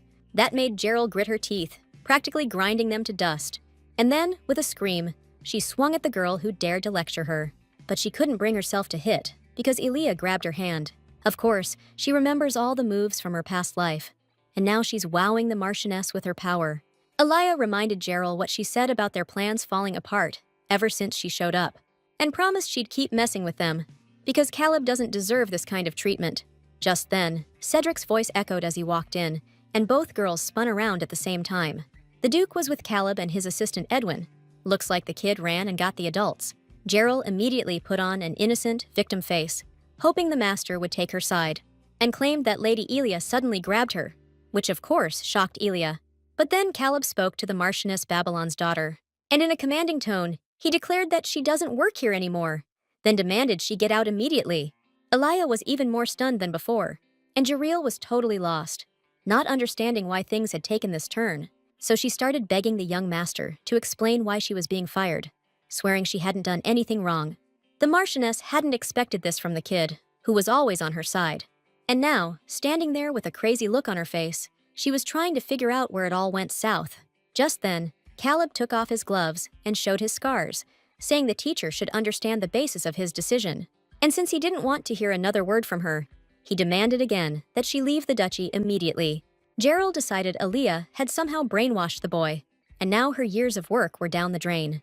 Then she started making excuses to Cedric, saying it was just a minor punishment for the boy not grasping the lessons. She started begging for clarification, but Elia stated that nothing gives a teacher the right to resort to violence. The Marchioness started arguing again, saying some commoner wouldn't know anything about raising nobles. Elia was so fed up with the Marchioness's lame excuses that she decided to punch her lights out. But Cedric pulled her close, letting her know that she shouldn't waste her time on trash like that. Gerald saw a glimmer of hope in that, thinking the master would finally stand up for her. But he wasn't going to. He just gave her a dark warning that she wouldn't get away with hurting the people close to him. Now, the Marchioness needed to scram, and her dad was going to give her a talking to later at home, but she wasn't about to give up, and demanded proof that she was the one who did it. Because the young master's cuts and her broken heels apparently weren't direct evidence, Gerald was sure they wouldn't be able to prove she was guilty with that. Just then, her voice echoed in the room, like someone had hit play on a recording. This recording clearly showed the teacher belittling the kid, constantly saying he wasn't good enough, and that because of it, Lord Cedric wouldn't be proud of him. The recording was coming from a magic orb that Edwin, the assistant, was holding. You could even see the image of Gerald hitting the boy's palms as punishment. Edwin specifically brought this orb, which Caleb had prepared in advance. Now everyone could clearly hear and see how the etiquette lessons really went down. Caleb himself was satisfied that he'd finally opened his eyes and decided to put the messed-up teacher in her place. After that conversation with Elia in the garden, he couldn't immediately believe it. But he really liked her. But Gerald's face kept popping into his head, and he believed she wouldn't hit him if he studied hard. But when Elia got hurt, the boy realized something was wrong and decided to tell his brother everything. Caleb got to Cedric, but he still couldn't get a word out. It was like Gerald was still whispering in his ear, telling him his brother would be disappointed, and the kid was scared that Cedric would actually hate him even more. But his brother noticed he was just standing there in a daze, shaking like a leaf. So he went over and wrapped a blanket around him. Cedric started asking him what was wrong, but Caleb was too afraid to even make a sound. His terrified eyes showed that something awful had happened. Cedric told his little bro to sit down on the couch, and he asked Edwin to bring like 10 more blankets. And the kid felt as warm as he did back at Elia's house, and he realized that his brother actually cared about him. That gave him the courage to tell everything. Now that they were all standing in the room, Cedric told them to stop watching, since he already got the picture. Elia was sweating bullets, wondering if Caleb was okay after everything he'd been through. But then she saw him smile, and she knew he'd pull through. Thing is, this ain't over yet. Gerald wasn't about to let it slide. She had to remind everyone she's from the Babylon family, and you just don't mess with them like that. Knowing this bitch was going all the way, Elia's knuckles were itching to rearrange her face again. But Cedric's look stopped her, warning her not to lose it. So she told Gerald she should be grateful she's even standing, because her hand was practically begging to claw her eyes out. But then Caleb grabbed her hand and told her it was all good now. That's when Cedric chimed in, saying the Babylon family reputation definitely speaks for itself, which is why that family needs to set an example for everyone else. And within a month, this whole incident's gonna be the talk of the duchy, if not the entire capital. Then they'll decide whether or not to kick Gerald out of the family. After that, Cedric asked Edwin to take Elia outside so she could get some fresh air. Meanwhile, Gerald was looking as dark as a thundercloud, realizing her family's reputation was about to be trashed. She thought she'd done everything perfectly, and she blamed Elia for coming in and screwing it all up. Later, Elia could finally breathe a sigh of relief that it was over. She couldn't forget the Marchioness's glare, like it was all her fault, but she was glad she handled it well. And now, as they were leaving the room with Cedric and Caleb, her fiancé thanked her for everything, because if it weren't for her, Caleb would still be suffering the Marchioness's abuse. But now they'd sorted everything out. The girl modestly explained that she hadn't done anything, which was basically true. The brothers mainly put the squeeze on the jerk. Cedric, though, was totally convinced Elia was the one who deserved all the credit. Because if it wasn't for her, he'd still be clueless, and his brother would still be getting bullied. Now, the Duke just didn't know how to even begin to thank this girl. Meanwhile, she was just stoked that the brothers had finally talked things out and believed everything would be okay now. Suddenly, Cedric apologized to Elia for being rude, but she had no clue what he was talking about. Then it hit her. The time he pulled her close when she was about to rearrange the Marchioness's teeth. Cedric did that so the vassals, those guys the Marquise had bribed, wouldn't dare try to blame Elia for anything. The Duke also promised that any physical contact he had with her would only happen if she gave him the okay. But Elia didn't mind. He didn't mean anything by it. And then she noticed Caleb, who, at that moment, looked happier than anyone else, and she was happy for him. The girl was stoked the kid bought her story. Now no bad guy could stop him from becoming Archduke. She just wanted that kid to keep smiling like that forever. The only thing bugging her was her missing memories. If she had those, everything'd be perfect. Then Cedric got ready to head back to his office and told Lady Elia to get some rest. For a split second, their eyes locked, and it felt like that moment lasted forever. Cedric snapped out of it first and apologized again for being a jerk. And then, out of nowhere, he grabbed a lock of her hair that was hanging over her shoulder. Elia was confused at first. Maybe something was stuck in her hair? But the Duke brought her hair to his face and took a sniff. That was totally unexpected. She was speechless, didn't know what to say to that.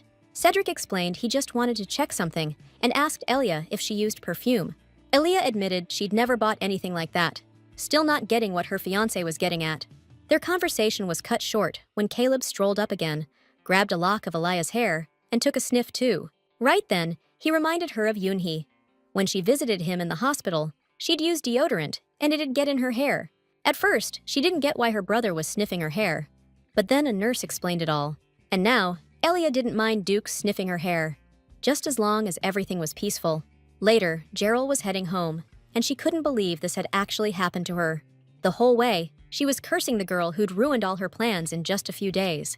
Gerald also couldn't believe Cedric had fallen for a commoner, like she was some kind of witch. And now, because of her, the Marquis might get kicked out of the family altogether. After Jaril's return, a council of vassals was formed to discuss the exile of Marquis Babylon. Naturally, the families that the Marquis had bribed were against kicking him out, but those he'd suppressed jumped at the chance, throwing out every argument they could, calling him a traitor. The vassals were pointing fingers, yelling at each other. It was a total circus. At that meeting, Cedric was just glad he'd listened to Elia and left Caleb at home this time. He knew there was no way to get rid of the Babylon family's influence overnight, but he could gradually chip away at it to make sure something like this never happens again. Later, Marquis Reynold, sprawled out in his favorite armchair, was relieved he'd avoided exile. His wife was being as supportive as she could, happy that this whole mess was over. They should probably lay low for a while, but the Marquis wasn't about to let it go. He was planning an appeal. They're blood relatives of the former Archduchess, and if they're exiled, we'll have to take care of them. That's why Reynold was sure Cedric would at least consider his appeal. But he totally lost it when after a while, he saw Cedric just send the letter right back. The seal wasn't even broken, meaning the Duke didn't even bother to read it. This pissed the Marquis off like crazy, cause he's the head of the family on their mom's side. Then he found out another message had arrived from the duchy. Cedric figured the Marquis was gonna beg for a shorter sentence, but told him to use the time more wisely. He also told him to be thankful he didn't increase the sentence, and now the Marquis is banned from leaving the estate all week. After that, Reynold went completely nuts, flipping everything he could get his hands on. Finally catching his breath, he started cursing out Cedric for daring to go against a real aristocrat. The Marquis hated the Duke and his bride-to-be, swearing he'd make their lives a living hell. The atmosphere in the dukedom completely shifted a week after Gerald got canned. Elia was loving life, taking strolls through the garden all the time, and Caleb found some new teachers that he actually liked right off the bat. The young master used to be so closed off, so it was great seeing him open up like this. Even Olivia the maid was happy seeing the kids so relaxed. His face wasn't sad anymore, and he was chatting with his new teachers like they were old friends. Elia noticed how much Caleb had changed, and those changes made her super happy, because when they first met, he was cold and quiet, never saying a word about what was hurting him. In that way, the girl thought the brothers were kinda similar, but then it hit her. She barely knew Cedric at all, and most of what she did know came from Caleb. The novel didn't really describe him properly, and he hardly ever talks about himself, and Aaliyah felt like it was weird to know nothing about each other, even if it was just a contract marriage. Later, she met with Cedric to discuss some wedding stuff, but there were still a ton of details left. Now, Aliyah had to deal with buying clothes, so much that it was exhausting for her. She decided to mix things up and remembered they served the newlyweds' favorite dishes at the reception. So, she declared that she could totally handle making those dishes herself. But to do that, she needed to know what Cedric liked so she could cook everything he wanted. The Duke admitted he wasn't picky and would eat whatever Elia enjoyed, though he didn't seem too thrilled, adding that it was too late for him to be thinking about favorite foods. Right now, all 5 of his senses are slowly getting paralyzed because of the curse. The girl was obviously floored by that revelation, and Cedric, realizing he didn't quite say it right, explained that his senses were dulling, like he was falling asleep. He can't taste or smell anything anymore, so eating isn't exactly his favorite thing to do. That's why Elia can make a list of dishes she likes, since everyone knows about the Duke's curse anyway. Elia remembered that was right. This curse, where a person isn't dead yet, but they're not really alive either, and nothing can wake them up. Cedric's only lost his sense of taste for now, but the girl still didn't feel relieved. The Duke noticed a weird look on Elia's face and got worried, but then she remembered him asking if she wore perfume and wondered what that meant. It was a mystery to Cedric too. He'd been sniffing all sorts of things for ages and felt nothing, but he can clearly smell Elia, which totally throws her off. It's weird to him, cause he can't even smell strong tea, yet he can smell Elia pretty damn clearly. She figures it's because she cast the curse, and that could be a problem. Elia's freaked out the Duke might figure it out, and then BAM. A thunderclap and lightning amped things up. She almost crapped her pants from the fright. Neither of them knew why the storm started so suddenly, but Cedric was starting to get an idea. Just then, Caleb's voice came from across the room, and Elia jumped again, totally startled. The kid was standing in the doorway, like nothing was happening. Then, he happily announced it was raining, and asked Elia to make him potato pancakes, like back in the cabin. Cedric was totally lost, and Elia just remembered saying that potato pancakes are usually made when it rains. Just a few minutes earlier, the sun was blazing, and Caleb was chilling in a separate study. He was doing his homework and actually finished it way faster than he thought he would. He was bored out of his skull, not knowing what to do. Plus, Elia's been super busy with the wedding prep lately. She even bails right after dinner, even though she's really just trying not to get in the brothers' way. And suddenly, the kid was craving the food Elia used to make when it was just the 2 of them in that cabin in the woods. Back then, Caleb lived off potato soup, and he was a huge fan of those potato pancakes too. But since they only make them when it rains, he's out of luck right now, cause it's sunny as hell outside. Suddenly, Caleb got this nagging doubt, because Elia said she doesn't remember anything about her past. Except she does remember making potato pancakes for someone, even though she might remember something while cooking. And if her memory fully returns, she'll go back to her place. That made Caleb sad. He wanted to spend more time with her while she was here. And literally just a few minutes later, a storm kicked up, and Caleb showed up at her door asking her to make potato pancakes. The girl was actually kinda glad that it changed the subject between her and Cedric. She was happy about the kid's visit, even though she didn't get how he showed up so perfectly timed. And she promised she'd gladly show off her cooking skills again. Caleb also noticed that his brother hadn't had much of an appetite lately and asked him to eat potato pancakes with them. Elia realized that Caleb didn't know about Cedric's dulled senses yet, but she decided not to rush things herself. And the kid swore that as soon as his brother saw the potato pancakes, he'd suddenly have an appetite. Damn, now I want some potato pancakes. Eli headed to the kitchen to whip up the dish they ordered, while the Duke brothers waited at the table. The head chef had never made anything like it before, but he figured it involved a ton of oil. Eli insisted that latkes turn out way better deep-fried, even though the chef had never even heard of deep-fried. So, she explained that when you fry something in a lot of oil, you get this super crispy crust. She was just glad the chef wasn't bummed that she'd pushed him aside at the stove. Before long, the dish was ready, and Eli dramatically plopped it down on the table.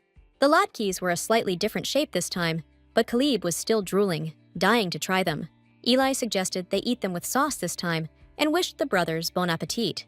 The second Caleb ate the first bite, he was totally blown away by the flavor. He thought they tasted even better than the last time he had them. He kept pushing Cedric to try it while it was still there. Otherwise, Caleb would scarf down every last crumb. The Duke stared at the potato pancake like it was some alien thing, not seeing the point since he couldn't taste anything anyway. But Elia knew it must be tough for him to force himself. Cedric noticed the worried look on her face and told her not to sweat it, especially since he was used to reactions like this by now. Still, Elia felt awkward, knowing it was all because of her, and it made her want to get his memories back even faster. Then, Cedric popped a piece of the pancake in his mouth, and suddenly his face totally changed. Weird noises were coming from his throat, which really freaked out Elia and Caleb. The girl was especially scared that her fiancé had been poisoned, or at least was choking. They started fussing over Cedric, totally clueless about what was going on. The cook blurted out at the worst time that the food was poisoned, but Caleb chewed him out since he was fine. Poor Elia was a mess. Her face just screamed pure, unadulterated terror. She wanted to call a doctor, but Cedric stopped everyone right there and announced that nothing bad happened. They just misunderstood everything. Then, his face lit up like he'd won the lottery, admitting he hadn't tasted food in ages. But a totally shocked Elia still couldn't figure it out. Turns out he could taste now. Caleb jumped in, realizing his brother couldn't taste food, which meant the curse was getting worse. Cedric apologized to his brother for not telling him sooner, but Caleb told him not to apologize, just to never hide anything like that from him again. Elia was happy those two were having a decent talk, since they never showed each other any emotion before, even though she was totally incapable of focusing on anything right now. And Caleb was curious why his brother could suddenly taste things. Cedric had no idea how to explain it, but Elia suspected it was because she made it, since she cast the curse. She hoped Cedric wouldn't figure out she was the fairy, but either way, she held the key to breaking the curse now. Suddenly, Cedric turned his attention to Elia, and lost in her own head, she got scared to death again. Turns out, the Duke just wanted seconds, and her soul managed to crawl back out of her shoes. Later that night, before bed, Elia took a bath and got lost in thought. She felt super drained because she'd been so stressed out lately. Even Olivia, the maid, noticed the missus was totally bummed out, but she was super grateful to Elia, even though Elia had no clue why. According to Olivia, ever since Elia arrived at the duchy, the atmosphere around the castles totally changed. Elia herself remembered thinking the place was a dump when she first got here, all quiet and gloomy. But after Elia arrived, a lot of people felt warmth in the castle for the first time. Olivia never thought she'd see Cedric and Caleb just chatting happily like they were today. The maid noticed the kid had changed a lot, and his older brother along with him. Cedric's face had really softened up, and today, Olivia, like the other maids, saw him smile for the first time. Olivia figured love was the reason he was acting this way, and was happy the master had experienced it. Elia, on the other hand, knew it was just a contract marriage, and didn't think she deserved the credit for any of it. It was super hard for her to even smile, knowing she was the reason Cedric was messed up. The maid dipped out, and she was back to chewing over everything that went down. Now and then she's got to cook Cedric his favorite grub, but that doesn't scare her. Meanwhile, Cedric was chilling in his room, gazing up at the night sky. He remembered them walking back from the kitchen, and how the thunderstorm just stopped out of nowhere. Cedric kinda suspected already that the little rascal was somehow behind that storm, and now he was getting even more sure of it. Their family does have that kind of magic, the kind that can control the weather. No doubt about it, Caleb was the one who changed the weather this time. But that magic drains you dry. Tons of people have tried to use it and just crashed and burned. Nobody's cracked this thing for over a century, and freakin' Cedric brings it back at 18. He tried teaching Caleb, but the dude just couldn't get it, even though Big Bro believed he could totally unleash this magic. But the kid doubted himself, figured he didn't have the juice like his brother, so he kept screwing up. Caleb wanted to ditch the whole thing, convinced he was just gonna fail like half the family. And eventually, Cedric stopped pushing his brother to learn the magic. Now, he's wondering how the heck Caleb summoned a thunderstorm that lasted for hours. Then it hit him. The kid could use magic even with a busted arm.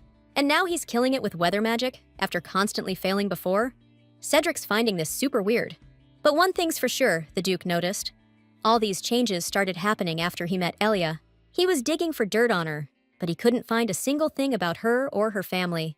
The fact that Cedric could only sense her scent? Totally wild. This girl is clearly a mystery wrapped in an enigma. Right then, the Duke just had to know who this girl really was. The next morning, Elia peeked out the window and saw that the weather was practically begging her to go for a walk. Plus, she still had to pick a spot in the garden for lunch, since the three of them were eating outside this time. It hit her then. Thinking about food just brought her a sense of peace. Lately, everything's been a total mess. But now the wedding date's set, and things are going pretty smoothly. Still, something was bugging her, and it was Daphne Marinest, the heroine of the novel. Elia also figured that if she broke Cedric's curse, Caleb wouldn't fall into darkness, and he wouldn't become enemies with the Marinest royal family. But then, what future would Daphne have? Meanwhile, back at the Imperial Palace, this blue-haired girl named Daphne was strolling through the gardens. That's when the little prince spotted her and immediately started complimenting her looks. This prince's name is Renoa de Paratio Jatipsi Ipercent, and he was pretty tight with the little duchess, Daphne Marinest. They hung out in the garden all the time, and the prince was always showering her with compliments. He also liked to sniff her hair, which apparently is a totally normal thing to do in this empire. So, this time, they were about to start shooting the breeze, when suddenly the prince got called away. Daphne promised to wait for him, secretly stoked that she was actually happy now, compared to before she went back. Truth is, she was getting kinda tired of hanging with a 6-year-old prince, cause she felt way older. She was 6 again now, yeah? But only cause she went back in time after dying at 16. So, she's reliving her 6-year-old self again. This is a world where magic's like breathing, you know? Just taken for granted. But before she went back, Daphne couldn't even handle basic mana. That's why everyone was shady about her bloodline, since magic ran in the family. Her dad, Duke Calvados Marinest, shut down the gossip, of course.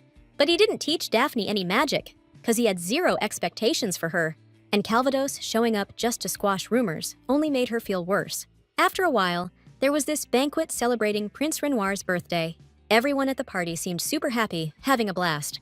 But then the prince stepped out on the terrace for a second, and a cloaked fairy popped up in front of him. That's when Renoir dropped his guard, and the fairy slapped a curse on him. Daphne, the one everyone said couldn't protect her family, just happened to be nearby. So, naturally, they pinned the blame on her, and she instantly became public enemy number 1, sentenced to death. Daphne was slated to be executed in prison the second she came of age. The Marchioness Jeriel herself paid her a visit, and didn't even pretend to feel bad for the girl. The Marchioness whined about wasting so much time on her, only for it to be all for nothing. Jeriel ripped into Daphne for not using her magic and sacrificing herself. After that, the girl believed it was her fault, and that she was doomed to be unloved by her father. Sometime later, Calvados showed up himself, and Daphne hoped he could bust her out. Turns out the girl was right. Her father couldn't imagine his daughter getting executed, so he helped her escape from the slammer, and she bolted through the forest in the dead of night, gotta run while she had the chance. Dad told her to get as far away as possible, said there wouldn't be any nights on the road, but he had to stay. Daphne still couldn't figure out why he'd suddenly decided to help her out like this. Truth was, Calvados just wanted his daughter to live a happy life, doing whatever she wanted. So the girl ran. She was overflowing with joy that her father hadn't given up on her.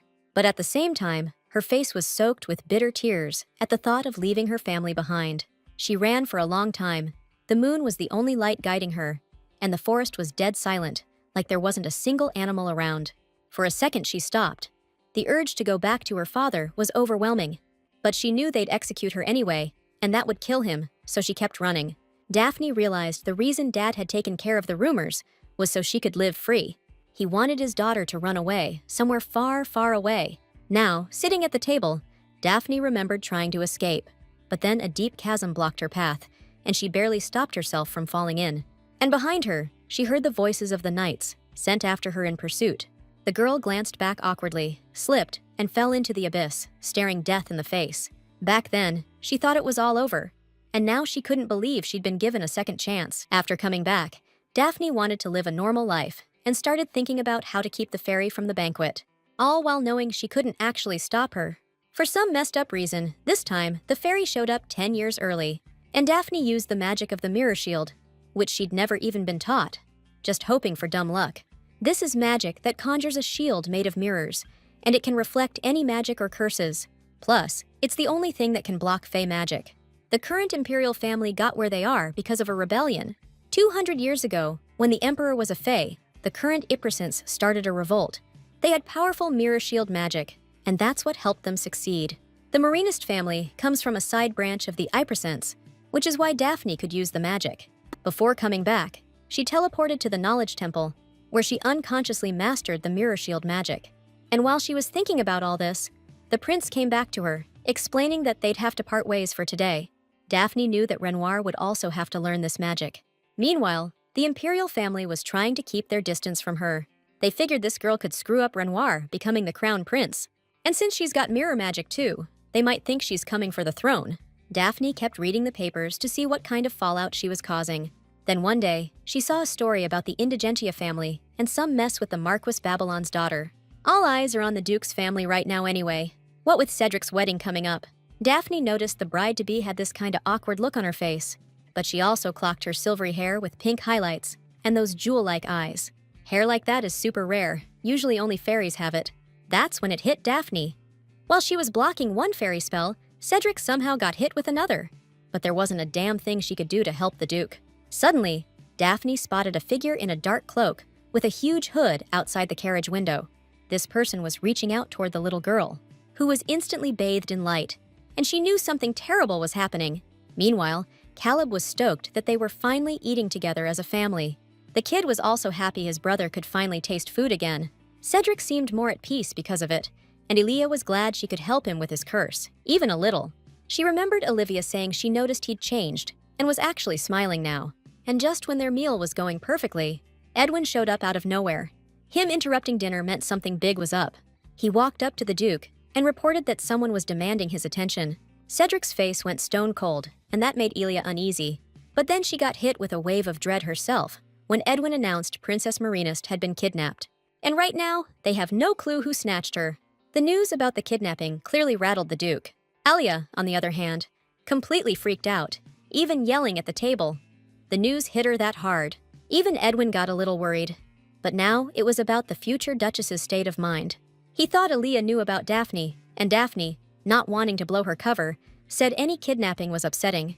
The truth was, she was worried because this whole thing felt way too much like the original story. After Daphne came back and got rid of the curse, a fairy suddenly showed up and tried to kidnap her in a fit of rage. But the plan went south, and the fairy ended up locked in the imperial family's prison. It was playing out just like the original story, except Elia didn't kidnap Daphne this time. So if this plot is following the original so closely, does that mean our girl isn't Elia? Though, I guess it's possible for two people to share the same name and similar looks. She figured maybe she had a twin sister out there, someone they split up a long time ago. And if things keep going like the original story, then the only way to break Cedric's curse is gonna be lost. The girl glanced at her fiancé, a look of pure fear on her face. He started asking what was wrong, but she brushed it off, saying she was just thinking about something else. Then she asked him exactly where Lady Marinist got snatched, and found out it happened on the way back to the duchy, when she was coming back from the imperial palace. And that's pretty much all the info they have on the case so far. Elijah noticed Caleb was deep in thought, and his face showed he wasn't too happy about it. The kid understood the situation, but didn't see why his brother needed to get involved. That opinion struck her as pretty harsh and selfish, though she got the kid's reaction. He'd heard a name he didn't want to hear, so Duke Marinist officially reached out to all the big families, asking for their help. Everyone except Indigentia, since their family magic isn't suited for searching and investigating. Family magic can only be used by members of the family, period. Some can turn into dogs. Others worked as detectives using psychometry. Gravity magic doesn't mix well with that, which is why those families aren't considered powerful. Then there's the Maishalata family, who wield material magic. Only 3 families, the Malashats, the Marinists, and the Indigenias, are allowed inside the Temple of Knowledge. It's where all the secrets are kept, And if you want, you can find out the deepest secrets of any family. That's why these three families try to keep each other in check, but only the Meshalots sent in a request. Suddenly, Elia noticed that Cedric's face had turned really angry and she got worried. He thought they needed to verify the intel that the two families had started working together. Cedric got cursed because Princess Daphne was protecting the prince. Even so, he always kept a good relationship with the Marinist family. It was an accident when he got hurt protecting the prince, so Cedric never even asked for damages. Now the Duke suspected they might be hiding something similar, just like they were. Then, he ordered Edwin to send people to the capital to get to the bottom of this. And he warned us everything had to be done quietly. Cedric and his brother were brainstorming their next move when Elia stopped them. She declared that they needed to make the first move. Intel could leak, so they had to take control of the situation and volunteer to help. Cedric still had his doubts, and Elia started figuring out how to win him over. If the person who kidnapped Daphne is actually a fairy, they might lose their chance to save Cedric, because nobody else will be able to lift the curse on him. So Elia asked her future husband to go to the capital with her, because she wanted to check things out herself. Before long, Elia, Cedric, and Caleb were strolling down a street in the capital. The girl was super determined and ready to handle whatever came their way, no matter what. A few hours earlier, she'd told Olivia that only 3 people were heading to the capital. They were going to be super discreet, so they were traveling with the bare minimum of personnel. But the maid was worried it could be too dangerous and begged her to rethink the plan.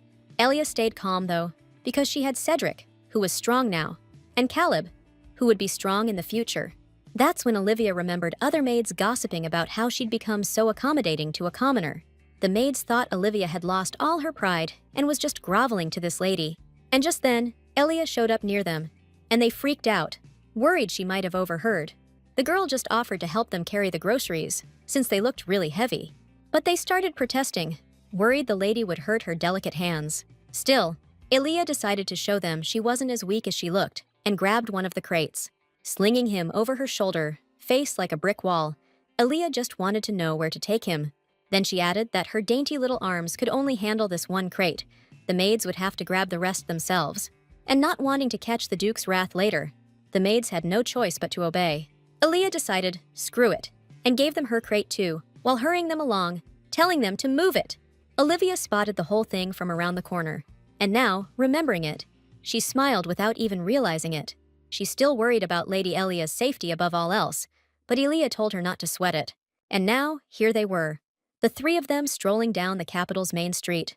Passing various people, they approached a couple, hoping to cleverly squeeze some info out of them. Elia said she was here with her family for some fun, but they'd noticed the atmosphere felt a little tense. So, these people told them about the nasty accident that had just happened. After finding out a few things, Elia also noticed these 2 Duke brothers were probably together outside the palace for the first time ever. It wouldn't hurt to look around a bit, but first things first. Gotta find Daphne, especially since Elia needs to figure out if she's the mastermind behind all this. Plus, gotta figure out what details are different from the original story. In the original, the fairy cursed Renoir when he was 16 years old. But after Daphne came back, he was cursed when he was only 6. No clue what made the fairy cast the curse 10 years earlier. And that wasn't in the original story. Elia kept racking her brain, trying to figure out what to do to sort out this mistake. Just then, Cedric noticed more and more knights showing up and suggested they head towards the residential streets. For Elia, this was a perfect opportunity to dig up some intel. But after a while, they still hadn't figured anything out, and the girl was getting desperate. They were a little tired, so they decided to take a short break before going any further. Elia noticed that it was really peaceful there, and everyone seemed super chill. She spotted 2 boys who looked like they were brothers, right off the bat, but she was mostly worried about lifting Cedric's curse ASAP, so he and his brother could live just as peacefully. The Duke noticed that his bride was lost in thought again. He remembered how she screamed hysterically when she found out about Daphne's kidnapping, and then she started begging him to make the first move. Cedric thought her behavior was weird, like she knew something. He was hoping he could find out something about Elia when they all went to the capital together. He was dying to know what secrets this beautiful and eccentric woman was hiding. Suddenly, a kid's shout broke them out of their thoughts. Some kids were playing around, and the boy's sister was asking if he was having fun. Elia found the whole thing super sweet, and she smiled, totally relaxed.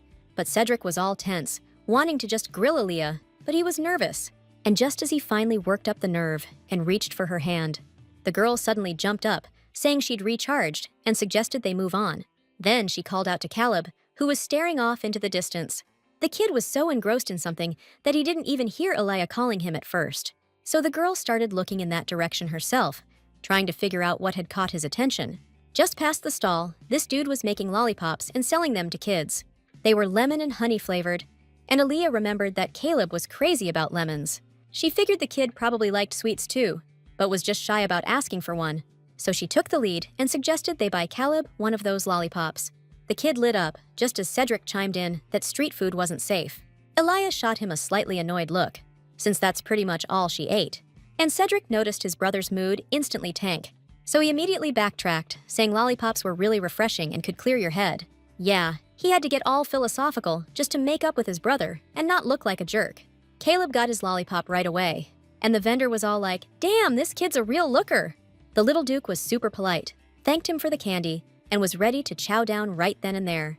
His sweet little voice and that cute face just melted the candy man's heart. Then the three of them sat back down, while the kiddo savored his treat. And in that moment, Aaliyah felt like they were a real family, happy even without all the fancy titles. Then she noticed some more kids heading toward the stand, wanting a lollipop. And these two kids looked like they were brother and sister. Elia loved watching them, and she remembered her own little brother again. But then she figured out those kids were short on cash, 'cause the sister only bought a lollipop for her brother, not getting one for herself. And she even refused to let him share, telling him to eat the whole thing himself. Cedric saw that weird look on his bride's face again and asked her what was up. But she just asked them both to hang out there for a minute. She went over to the counter, bought another lollipop, and handed it to that little girl. Her little brother was psyched that his sister could have some candy too, but the girl herself got shy. She felt awkward taking a treat from a stranger. Still, she took the gift and thanked the kind lady for her generosity. After that, they said goodbye, and Aaliyah got ready to head back to her dukes. Cedric, meanwhile, was watching his bride and getting more and more surprised. And the vendor struck up a friendly conversation with her, figuring she was in town with her family for a vacation. He recommended checking out this square with a fountain that had an awesome view. Cedric couldn't hear what they were saying. He just saw their smiles and got a little jealous. Aaliyah explained to the vendor that there were bad rumors going around about that square, trying to get some intel. He admitted that the atmosphere in the capital was tense, and all the knights and soldiers were super busy. The vendor himself couldn't believe that Princess Daphne had been kidnapped. Aaliyah didn't get how a commoner knew about the kidnapping, though maybe there was a poster up or something. The Marinist family is one of the three that back the empire. Plus, Daphne saved the prince. So, the fact that this girl was kidnapped was a real blow to the family, but only the inner circle knows the truth. Aaliyah decided to ask a few more questions when that kid walked up to her. Meanwhile, Cedric started getting anxious that his fiancée wasn't coming back, and decided to go find her himself. The boy then whispered to her that he had a gift for her. He was touched. She bought his sister a lollipop. It meant a lot to him. Aaliyah thanked him and promised to cherish the gift, then held out her hand for something small. The gift turned out to be a regular old beetle, and since Aaliyah was terrified of cockroaches, even in her past life, she immediately went white as a sheet. Then, her piercing scream echoed, which freaked Cedric out. She really wanted to throw the bug, but she didn't want to hurt the boy's feelings either, even though it grossed her out. Explaining to Cedric that she was screaming from excitement, she panicked, accidentally lost her footing, and started falling backwards. Seeing this, Cedric rushed to her so fast, his hat flew right off his head. Everyone else immediately noticed the situation, realizing the lady might get hurt. But luckily, the Duke managed to use magic before she cracked her head open on the curb. Aaliyah was suspended in midair because anti-gravity was now affecting her. The Duke wouldn't have made it in time by just running, so he saved her this way, which he then apologized for. But Aaliyah was actually grateful her brains weren't splattered all over the sidewalk, though she kinda wished the Duke hadn't used magic. But like in those romance novels, caught her himself. That's why she was feeling a little bummed out. However, right now, the vendor noticed that the Duke had used magic, and he was starting to guess who was standing in front of him when some guy snapped at him to shut up. Still, that doesn't change the fact that the man recognized the Indigentia family, and Aaliyah felt awkward because they got caught so stupidly. Then those men introduced themselves. The vendor was called Alonzo, and the other one was Jordan. And it looked like nobody else even noticed the whole thing went down. But the Duke and his lady admitted they snuck out here to get some answers. Then Aaliyah turned to Alonzo, figuring he knew something, like maybe he knew the princess got snatched. Now, he couldn't just weasel his way out of it, 'cause she clearly heard what he said. So Alonzo confessed he was selling candy in another district, and a customer mentioned it. A carriage coming back from the Imperial Palace just vanished into thin air right in front of the guy. Elia thought that was a pretty weird way to kidnap someone. Plus, there was this figure standing perfectly still at the scene, completely covered in a robe, who also just disappeared. The robe description matched the fairy's outfit from the novel. At first, people figured magic was used to move the carriage, since the family is all about magic. But judging by the situation, kidnapping's a better explanation. The guy who told us about it came from the Elphium Square Gate, and since they're doing construction there, he had to come down the main road, where the magic power conduit is. Because of the construction, nobody's been near that spot for days. Elia knew there'd be fewer witnesses there, but that guy definitely screwed up. The main magic conduit carries magic from the Emperor's castle to the residential areas. The path is lined with magic stones that prevent uncontrolled magic use in the castle. If you use magic nearby, the stones will pick up traces of the person who used it. You need strong magic to see those traces, and Cedric was a perfect fit. Still, he wanted to be sure the candy seller was telling him the truth. The guy swore up and down he'd never seen anything like it, but everything he said was the truth. So Cedric thanked him for the info and slid him a pouch. It was packed with gold coins, and Alonzo and his partner were stoked they could help out. After that, they started saying their goodbyes, because they still had a ton of stuff to do. But Caleb suddenly froze and started staring at the lollipops again. Alonzo caught the kid's gaze and realized he wanted some more candy. The vendor wanted to give the little Duke a treat, but his buddy started elbowing him, telling him not to give stuff away for free. Still, Caleb got his precious lollipop, and with a goofy grin, he promised he'd definitely eat it. Then the Dukes headed towards the plaza, which wasn't that far away. On the way, Cedric just blurts out, asking if that's what Elia was talking about with Alonzo when she went up to him. She admits that the vendor also recommended a few parks that are great for family walks. Hearing that, the Duke chills out a bit and even cracks a sweet smile. Looks like Elia didn't catch on that he was just jealous and had no idea why he'd ask something like that. Meanwhile, Calvados Marinest dug up some dirt on the Indigenzia family, and after gathering some guys, he decided they're heading out right now to find his daughter. Elsewhere, in some creepy place, Daphne's tied up and blindfolded, just to be safe. The girl couldn't figure out where she was, and she was completely pinned down. All she knew was she'd been kidnapped, but she had no clue why. Still, Daphne tried to stay calm, believing her dad would definitely find her and come to the rescue. The princess knew she was in a cellar, just like before. She could tell by the stale, frigid air. But she also knew it wasn't the Imperial Palace dungeon. There wasn't this kind of stink there. Meanwhile, the figure in the dark cloak who kidnapped Daphne was trekking through the forest. Stoked that everything was going according to plan, all that was left was to wait for one person, and things would be set right. Hearing footsteps behind them, the figure was pleased that the one they were waiting for had arrived. But it turned out to be Duke Indigence, and that filled the cloaked person with dread. The kidnapper was immediately caught in a gravity magic trap and slammed face first into the dirt. Cedric told him not to move, so he didn't break anything, and Aaliyah was thrilled they'd found the scumbag. Then the Duke explained to the kidnapper that they'd followed his magic trail, the path of his magic supply. That's how he pinpointed his location, and now everyone could see that the kidnapper was Marquis Babylon. He was furious that the guilds he'd begged for help still left a trail, and Cedric demanded he explain where Princess Marinest was right now. But Reynold just kept cursing the Duke for screwing up all his plans again. In the novel, the Marquise was at one point called a future Grand Mage, and even as an adult, he lived thinking he was superior to everyone around him. Trying to prove himself, he put others down. But then Cedric showed up, a true genius. Even as a kid, he noticed that the Marquis's magic left traces behind, and advised him to put in more effort. Then Reynold could strengthen the spell. Then, Cedric showed off his family's unique magic, the one he'd only seen once. Not realizing how complex the magic was, the kid just used it like breathing, without a second thought. He eventually became this super powerful mage, but that's all ancient history now. After Cedric got cursed, the Marquis started using him like a total pawn, and now Reynold was straight up furious that the Duke messed up his whole scheme. But what really set him off was seeing Aaliyah standing over him, looking all smug. The Marquise was now convinced that everything went south the second this commoner showed up. He glared at her like some rabid dog about to sink its teeth into her leg. Aaliyah was a little shocked that Reynold was behind everything, but they still needed to find Daphne. Cedric repeated his demand, telling the Marquise to spill where he stashed Princess Marinest. Reynold just hissed through his teeth, confident that his plan was still going to work out. He then said they needed to head up to the cabin, and that's where they'd find Daphne. So, naturally, the heroes were all hyped to head out right away and rescue the kidnapped girl. But the Marquise was actually playing the long game, trying to stall. Later, Daphne heard someone coming, but she just figured it was her kidnapper. But then she noticed those guys were struggling with the door, so it had to be someone coming to save her. And yeah, Elia was definitely wrestling with the lock for a while, probably because it had some kind of magic seal on it. She got so pissed that the lock wouldn't budge, she just went full beast mode and ripped it off the hinges. Cedric and Caleb were both totally stunned, staring at this seemingly delicate girl. Then she flung the door open, and a rush of fresh air poured into the musty room.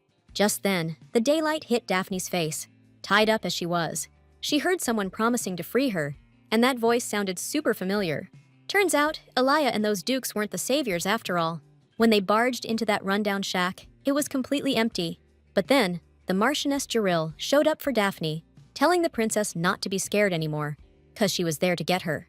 Later, the pissed-off dukes went back to the Marquise, who was still glued to the ground, and they demanded an explanation for why he lied to them, since the hideout was a bust.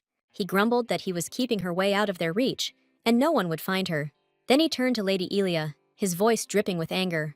He said he couldn't stand hearing her voice anymore and told her to back off now. He told the dukes not to trust Elia, saying she was brainwashing them and falsely accusing his daughter. The Marquis also decided to pin Princess Marineste's kidnapping on Elia. Meanwhile, Gerald was also telling Daphne that Lady Elia, the Duke's fiancée, ordered her kidnapping. She claimed this girl hired the Dark Guild to do it, and that's how the kid ended up in this dump. Daphne couldn't believe the future Duchess was capable of that, but Gerald kept insisting. Apparently, as soon as Elia found out the princess could break the curse on Cedric, she decided to get rid of her. Gerald also complained about how that girl threatened them and asked them to take the job, but they refused. And almost crying, she claimed that Elia accused her of mistreating the little duke. That's why she didn't find out about the princess's kidnapping right away, and she's super sorry. For some reason, Duke Marineste and Marquis Babylon have maintained pretty good relations, but since there was no mutual benefit, there were rumors they were planning some kind of joint operation. That's exactly why Reynold was so confident he'd win. Princess Marineste had known Jeriel since they were kids, so she had no reason to doubt her. Daphne even taught Jeriel the prince's mirror shield magic. The imperial family trusted the Marinestes, and the Marinestes trusted the Babylons. And there's no way Duke Marineste is gonna let this whole thing slide once he hears about it. Even Cedric and Caleb can't do anything about it, since it'll be an imperial order, and that's game over for Elia. But right now, the Duke brothers don't believe a damn word of what the Marquis is saying about Elia being involved in the kidnapping. On the contrary, they figured the Babylons planned the kidnapping and were just trying to pin it on her. Still, the girl couldn't shake this feeling of dread. Caleb took her hand and told her not to worry, promising that he and his brother would take care of everything. His smile gave Elia a boost of confidence and cheered her up.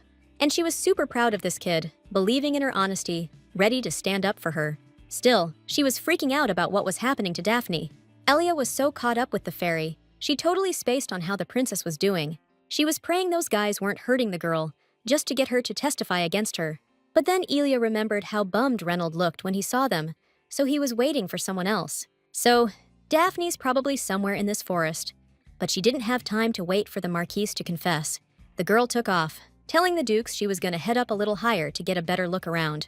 And she confessed she suspected the princess was nearby. Cedric got anxious, 'cause his future wife was heading into the woods alone, but she told him not to worry and promised she'd be right back. Caleb went after her, gotta make sure she's safe and all, which gave Cedric the opening he needed to deal with that scumbag Babylon. And Babylon was just smirking, saying the guy he's been waiting for is almost here, and then everything will fall into place. Reynold and his daughter were already tasting victory, and the Marchioness was telling Daphne to get the hell out of there, to just run somewhere safer.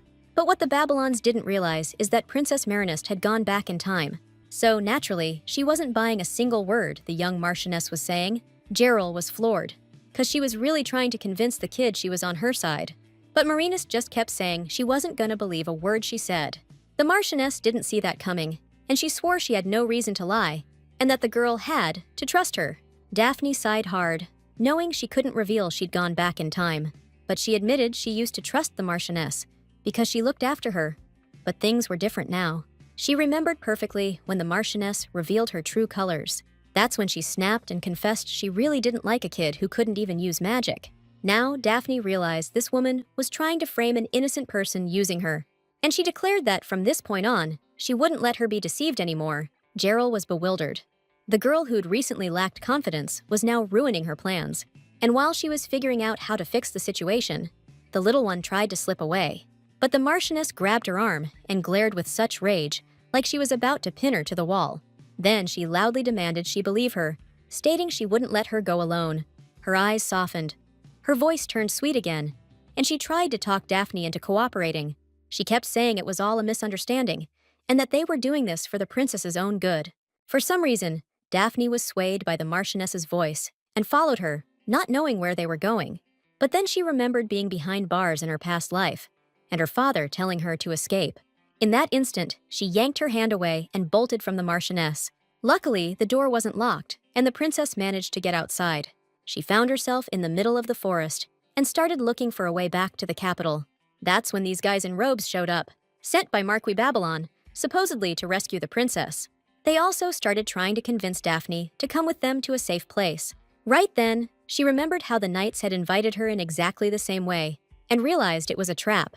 The kid bolted, running the other way, trying to get as far as possible from those bastards. Just then, the Marchioness, looking like a total mess, burst out of their shack, yelling to grab the princess. Gerald was determined to get the girl to trust her again. Otherwise, they were all screwed. And Daphne was running through the woods. Again, knowing she had to get the hell out of there. She couldn't figure out why this kind of crap kept happening to her. All she wanted was a normal life. Ironic, ain't it? Princess Marinist was back at the edge of that same damn cliff. For a second, she panicked, and she could hear Jiriel and her goons closing in behind her. Daphne glanced back again to see how close they were getting. She tripped again and went tumbling over the edge. The Marchioness freaked out. This wasn't just kidnapping anymore. This was gonna be princess murder. Daphne was falling, thinking how she wanted to change her fate. But everything always ends up the same. She braced for death, hoping she wouldn't have to go through this ever again. Then, out of nowhere, Ilia grabbed her hand. Daphne saw her pink hair and jewel-like eyes, and she had a pretty good idea who it was. Ilia was stoked she caught the little thing, even if it meant they were both going down. But she flipped them so the princess was on top, hoping the fall wouldn't hurt too bad. Just then, Cedric's arms scooped her up, and he started chewing her out for always acting so reckless. Of course he was freaking out. His bride could have been seriously hurt if he hadn't made it. Elia just thanked the Duke for coming to her rescue again. Cedric couldn't stay mad for long. All that mattered was that this girl was okay now. Then, Elia asked where Caleb had gotten off to. Gerald spotted them from above, totally confused how they ended up there, her face a mask of pure terror. Her servants started whispering, planning to bail before they got in even deeper. They tried to teleport out quick, but the move failed and they face-planted on the ground. Duke Caleb approached them, the air so thick you could feel the earth trembling under his boots. His face was burning with rage, and he told them not to even think about running. Meanwhile, Elia gave the princess a quick once-over, hoping she wasn't hurt.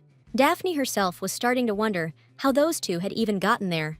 And Elia explained everything they had to do to find the princess and rescue her. Now, the future Duchess was genuinely relieved that the little one was okay. But then it hit her. They hadn't even been introduced. So she announced she was Duke Cedric's fiancé. Daphne was still a little shell-shocked and asked the lady to take her hand. After that, they decided to head for a safe location. And holding on to Elia, the princess felt an incredible and comforting warmth coming from her. She'd tried to escape alone before, but now she actually felt safe for the first time. Elia noticed the princess was trembling a bit and realized she was still scared. Then, she quietly asked Cedric what was up with the Marquise, since his daughter and servants were definitely plotting something. Turns out, the Duke was dragging Reynold behind them like he was tied to a balloon with magic. Cedric also told her not to worry about Gerald, since she was already being taken care of too. And after they walked a little further, the princess was in for a pleasant surprise. After pushing past another bunch of bushes, she spotted her dad, who was also out looking for her. Elia was a little stunned, not understanding how Duke Calvados ended up here, but she was super happy, rushing into her dad's arms like a little kid, and he almost cried, so relieved she was okay. All he did was apologize to his daughter for showing up so late.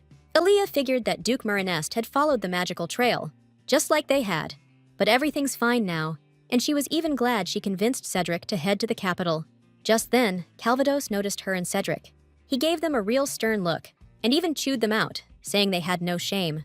Clearly, he thought these two had done something with his daughter, and he was about to take them out. He started powering up his magic, and Cedric told Elia to hide behind him, but she started begging Duke Marinus to listen to them out.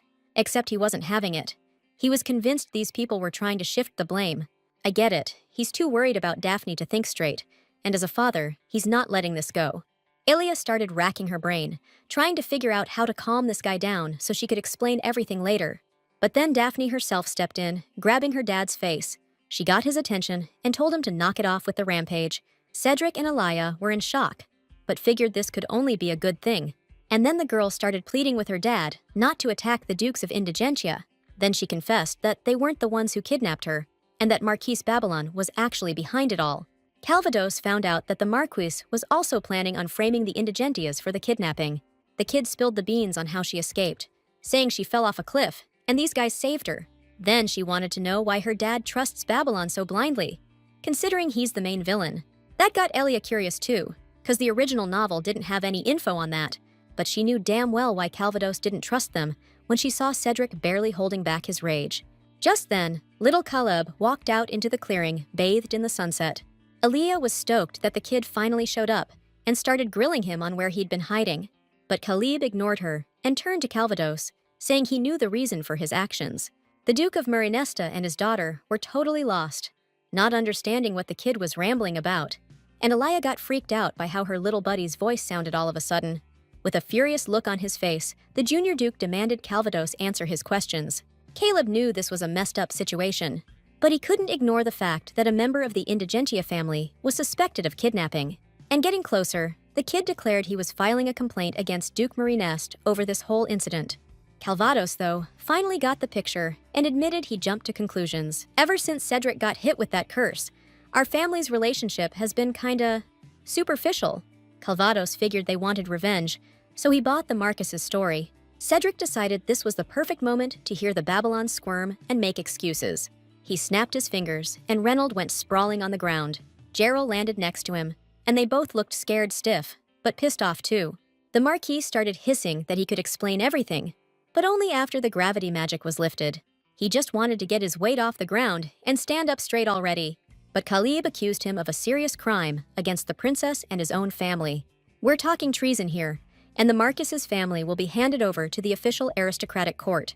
Just then, out of nowhere, the Golden Lion Knights showed up and demanded Calvados explain what was going on. Elia was hoping that would be the end of it, but her thoughts were interrupted by Gerald, who started whining, begging for mercy. And if Elia hadn't known what this woman had done before, she might have actually felt something. But she didn't feel an ounce of pity for these scumbags, and she silently turned away. Then Daphne approached her, realizing she still hadn't thanked Elia for saving her. She also asked if the future Duchess was hurt, but Elia assured her she was perfectly fine. Then, a little quieter, Daphne confessed she wanted to ask the girl for a favor. Eli became curious and happily agreed. Turns out, the princess wanted to call her savior Sis, and was now asking permission.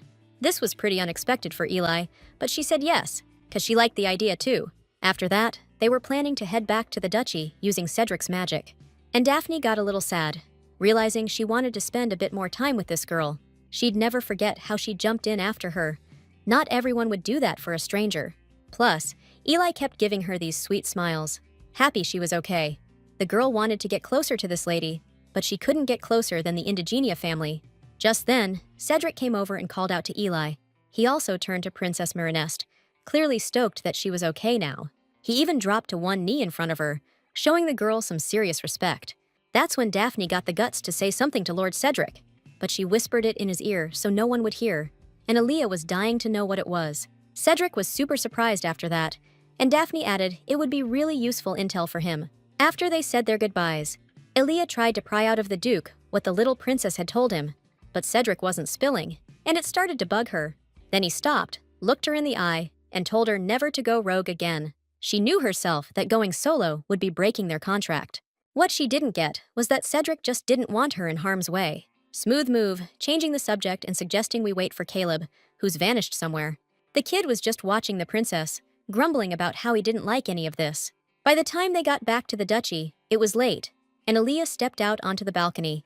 She was thinking about how much had happened today, still not getting why so many characters were suddenly all up in her business. But on the bright side, she was glad Daphne was okay now, and she didn't have to worry about her. Then Elia started feeling super sleepy, and was about to head to bed when Cedric suddenly decided to pay her a visit. He apologized for showing up so late unannounced, but he needed to talk to her.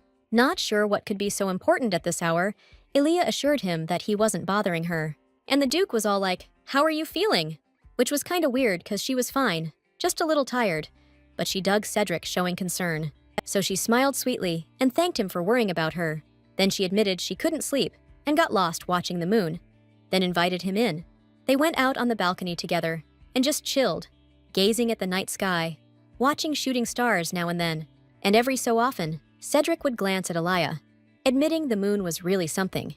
That made her happy, because ever since she'd ended up in this place, she's been staring at the night sky a lot and can't get enough of how beautiful it is. That's when Cedric dropped the bomb that they needed to tie the knot ASAP, given the situation. The Duke explained to his bride-to-be that the Babylons would soon be gone from the duchy, and the Marquis had pull, which means his followers are gonna vanish too, so the duchy's population is gonna take a major hit. Elia got kinda curious about what's gonna happen to Marcus Babylon. I mean, it's pretty obvious he's not gonna dodge the death penalty for the crap he pulled. It gave her the creeps a little, but she was hoping it wouldn't affect her. Then, as she fixed her hair, Cedric spotted a scratch on her arm and started asking when she got hurt. It probably happened in the woods, but the Duke still looked worried sick. She reassured him that it was just a tiny scratch, and she was totally fine. Then out of nowhere, Cedric apologized to her. Ever since she arrived, dangerous stuff keeps going down, and it bugged him that he couldn't protect her better. His face was so serious in that moment, and Elia just wanted to see him smile. And then she touched the corners of his mouth with her fingers, stretching his skin into a smile. It made her laugh, but she told Cedric that he looked way better smiling. She also made sure he knew he didn't need to apologize, because all of this was a result of her choices. Besides, she was the one who initially said they should save Daphne, and Cedric just agreed with her decision. Seeing his confusion, Elia promised him that from now on, only good things would happen to them. The guy sighed in relief and thanked his fiancée for her kind words, because just like he thought, she turned out to be a good person, no matter what anyone said about her. And since it was getting late and cooler, Elia suggested they head back inside. Cedric had noticed they'd been talking for a while too, and praised her again for her work today. And when he called her a good person again, suddenly she got a lump in her throat. She never forgot she was the reason for his curse, and she could only apologize to him in her mind. She wished she could confess that she wasn't the person he thought she was. Elia realized she'd strayed a bit from her main goal, freeing Serdiq from the curse. Meanwhile, somewhere else, looking real grim thanks to the time of night, a certain blue-haired lady just got the report on the future Duchess Elia. The maid who brought the news was clearly terrified of catching her mistress's wrath, but she let her go and started thinking about the Duke Indigencia's bride. It was the Empress, and for some reason, she really didn't like the name she'd heard today. A few days later, the verdict came down for the kidnappers of Lady Marinist. The whole family was executed, and the Marquis's head was put on public display. Elia was just glad they got back to the duchy so fast and didn't have to see that crap firsthand. Now that Marquis Babylon's influence was gone, she and Cedric could finally chill and get ready for the wedding. A lot had changed in the duchy since then too. Elia even made some new friends, some high society ladies who were totally digging her look. They wanted to help her plan the wedding, but first they wanted to gossip over some tea. But the future duchess had other stuff going on, so they agreed to catch up another time. Mostly, Olivia was the one helping Elia out, and they'd actually become pretty good friends. Even the vassals who were totally against the wedding before had changed their tune. Now they're acting like they can't wait for the big day to finally happen. And all those judgy glares that used to be aimed at Caleb? Gone. Looks like the reason they were so nasty was because they were on Reynolds' payroll. This sudden change in attitude pissed her off, but she was still relieved it all worked out. The wedding preparations were finally done, and they could just chill and enjoy their days. Elia couldn't get Cedric's words out of her head, that she was a good person. She was bored out of her mind, so she decided to whip up something for Cedric. Before long, she showed up to the brothers with a tray. She'd made a little snack and suggested they all hang out for tea. Cedric loved that she cared, but he didn't want her to wear herself out. Elia, like always, said it wasn't a big deal, especially since she wanted to make some goodies. Caleb, not one to turn down a treat from his favorite girl, snatched up a cookie to try it. The girl loved seeing the kid chow down, and she was happy Cedric was enjoying it too. The Duke was a little taken aback, wondering how she knew what he was feeling, and she explained to him that it was written all over his face, because whenever he tries something she's made, his expression immediately becomes content and peaceful. Cedric was still a little surprised though. I mean, Elia's only known him a short time, but she's picked up on things he doesn't even know about himself. This girl just kept becoming more of an enigma to him, and he was dying to figure her out. Once they settled at the tea table, Elia was informed that the madam from the salon had arrived. She was scheduled to try on wedding dresses that had been delivered earlier than she expected. Caleb wanted to go with Elia, but she reminded him he had his administration lesson coming up. The kid was a little thrown, but he wasn't gonna argue. It wasn't that he didn't want to go to class. It's just that time flies when he's around Elia. She asked him to hang out after class, and Caleb's mood instantly improved. And she loved how this guy could still act like a total kid sometimes. Elia went dress shopping with Cedric. It was really starting to hit her that her wedding day with Duke Indigencia was getting close. It felt unreal that she was marrying such a handsome dude. Plus, the wedding ceremony was planned on a massive scale, like some royal ball. Out of the blue, Cedric asked Elia how she was feeling. He wanted to know if she was bummed out, and the question struck her as kinda weird. But then I remembered the last time she was trying on a dress. She said something similar. It's normal though, some brides get totally overwhelmed before the wedding. The madam at the salon told Cedric about it, so he figured his bride was feeling it too. I mean, usually weddings are in some dumpy hall, or the girls are marrying someone they hate. Plus, they might not even like how they look, so some brides just get all worked up. Elia realized that Cedric really cared about making sure she was happy. That's probably why he was trying to gently ask her what was bugging her. The Duke looked Elia straight in the eye and asked again what she was feeling right now. And she squealed that everything was perfect, hoping that would end the interrogation. She really was happy, but the Duke wanted to be absolutely sure nothing was weighing her down. Out of nowhere, she just blurts out that he's super handsome. She knew she said it without thinking, but it was true, even if she felt totally awkward now. But Cedric just took it in stride, even thanked his bride for being so honest. He wasn't done with his questions, though. There was still something else he wanted to know. To avoid blurting out any more stuff, Elia asked him to talk to Madame himself, because she had to see Olivia, and she bolted out of there before Cedric could say another word. She was feeling kinda weird looking at his cute face right now, and she could feel herself starting to blush like crazy. The Duke, left alone, remembered what Lady Marinus told him in the woods. According to her, Elia really goes for guys with a great smile. That was a pretty unexpected confession for Cedric, but now he understood what Daphne was getting at. Remembering how Elia herself said his smile really suited him, he realized he was way too serious all the time. Now it was starting to bug him big time, and all those words just kept echoing in his head. He also realized that his fiancé thought his smile was seriously hot, and it was in this thoughtful daze that Edwin, his assistant, found him while bringing some documents. He noticed the Duke had been acting weird lately and wanted to know what was bugging him so much. But no matter what Cedric was doing, every word from his fiancée just kept ringing in his ears. Then he headed to Madame Angela's, and she was surprised he came alone. The Duke explained that Lady Elia would be along later, and the salon owner agreed to wait for her. But she also noticed that something was bothering the young master, and declared that his fiancé would never be down, since he's so damn handsome. The Madame overheard their conversation by accident. The door was open. Angela's got more than enough skills to handle the indigenous family's wedding clothes. Even if she's just a commoner, it's hard to find an aristocrat who doesn't buy from her. Plus, she was happy to work for the Duke, since she wanted to learn more about Elia. I mean, she's just a regular girl, but this handsome dude noticed her, and she loved it. Later, the dress fitting went off without a hitch, and Elia could finally relax. And Olivia kept gushing about how gorgeous she'd be at the wedding, and what amazing taste she had. But Cedric's tux fitting wasn't done yet, and she was dying to see him in it. They were trying on their outfits separately, because you can't see the bride in her dress before the ceremony. She could see what her groom looks like, though. But for now, she asked Olivia to remind her what else they had on the schedule. Turns out, after trying on the outfits, she and Cedric need to check out the honeymoon suite. Hearing that, Elia almost choked on her tea. She'd completely forgotten that marriage isn't just a friendly hang, and she got super flustered when she pictured them going to that room together. Their marriage is contractual, sure, but they still gotta look like a real couple to everyone. And now they're gonna be living together in the same room, going forward. Just then, Cedric walked in, his shirt unbuttoned, and Elia freaked out even more. He just heard his bride cough and rushed over to make sure she was okay, so he didn't have time to button up. Olivia explained that she just choked, and Cedric calmed down a little. Then they told him to head back to the fitting room since Elia was fine. And Olivia was like, "Yo, hurry up with the fitting. We gotta check out the honeymoon suite." Hearing that, the Duke kind of froze. He'd totally spaced on that too. And Elia was so freaking embarrassed again, she actually covered her face. For a second there, the room went dead silent. Even the maid shut her yap. That's when Madame Angela came over, giggling, because she knew why they were so awkward. Then she checked out Elia and was like, "Damn, that's way different than what I heard.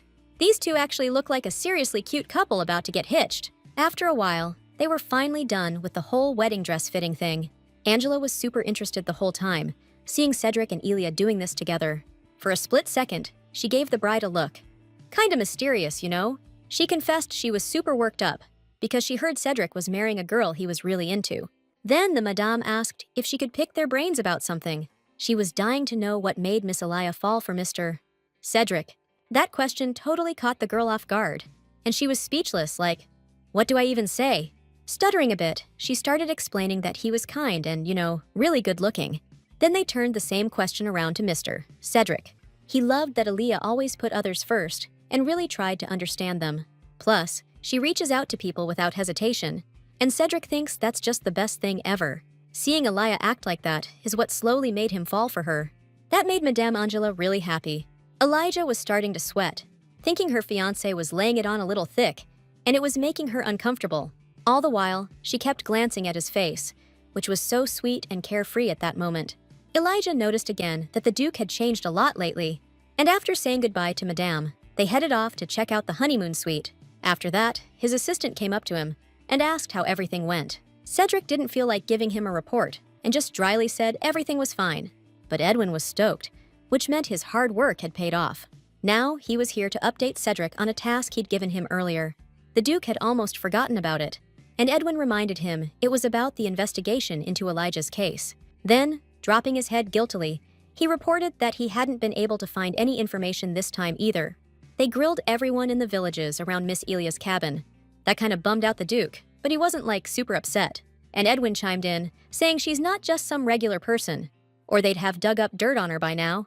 Cedric cut him off, told the aide not to get carried away with what he was saying. The guy apologized for overstepping and saying all that, but Cedric didn't chew him out, just told him to keep digging. He needed to know something about her. This woman was driving him nuts. Seemed so simple, but like she was hiding something huge. Meanwhile, Elia was bored out of her mind, just twiddling her thumbs. Everyone else was busy, so she was just wandering around the halls, killing time. As she passed one room, she caught Caleb's voice, and he was totally talking about her. The door was cracked open, and curiosity got the better of her, so she peeked in to hear what the kid was saying. Turns out, he was totally alone in the room. His face was dead serious, and he was holding that notebook he lugs around everywhere. The little Duke writes something in that thing every single day. Just then, Caleb said there was something he couldn't believe, and that he was going to investigate it himself. Elia freaked, realizing the kid was investigating her, and she was seriously scared that the young Duke might find out she's actually a fairy, especially since he's planning to keep digging into her, and she was terrified of what he might uncover. Then, Caleb walked out of the room, and Aaliyah ducked behind the door so he wouldn't see her. Once he was out of sight, she decided to snag his notebook off the desk and see what was inside. She didn't want to snoop through someone else's journal, but the situation was so messed up, she had no choice. Closing her eyes for a second before looking at the pages, Aaliyah prayed she was wrong about all this. And the first thing she read was that Caleb had managed to make it so she wouldn't have to diet. But he was worried she'd go back on a diet, since the wedding was coming up soon. The kid didn't want her to lose weight, and was planning to make sure she kept eating her dessert. Elia actually had decided to watch her weight, but realized that Cedric and Caleb weren't gonna let that happen. Flipping through the other pages, she was sure the kid didn't suspect a thing. That just made him even sweeter in her eyes, and she decided to give him a big hug when she saw him. Then she read about the time they cooked together, and about when the three of them looked at the stars, which brought back a flood of memories for her. Elia found out from the records that the boy's been having a blast lately. He's stoked that his brother looks healthier, and the whole duchy seems more alive. But Caleb was bummed that once Elia helps lift the curse from his brother, their marriage would be over. That means they'd have to split up, and the kid really didn't want her to leave the duchy. Elia knew it too, but she was hoping everything would work out for the best. The rest of the time flew by, and before they knew it, it was the wedding day.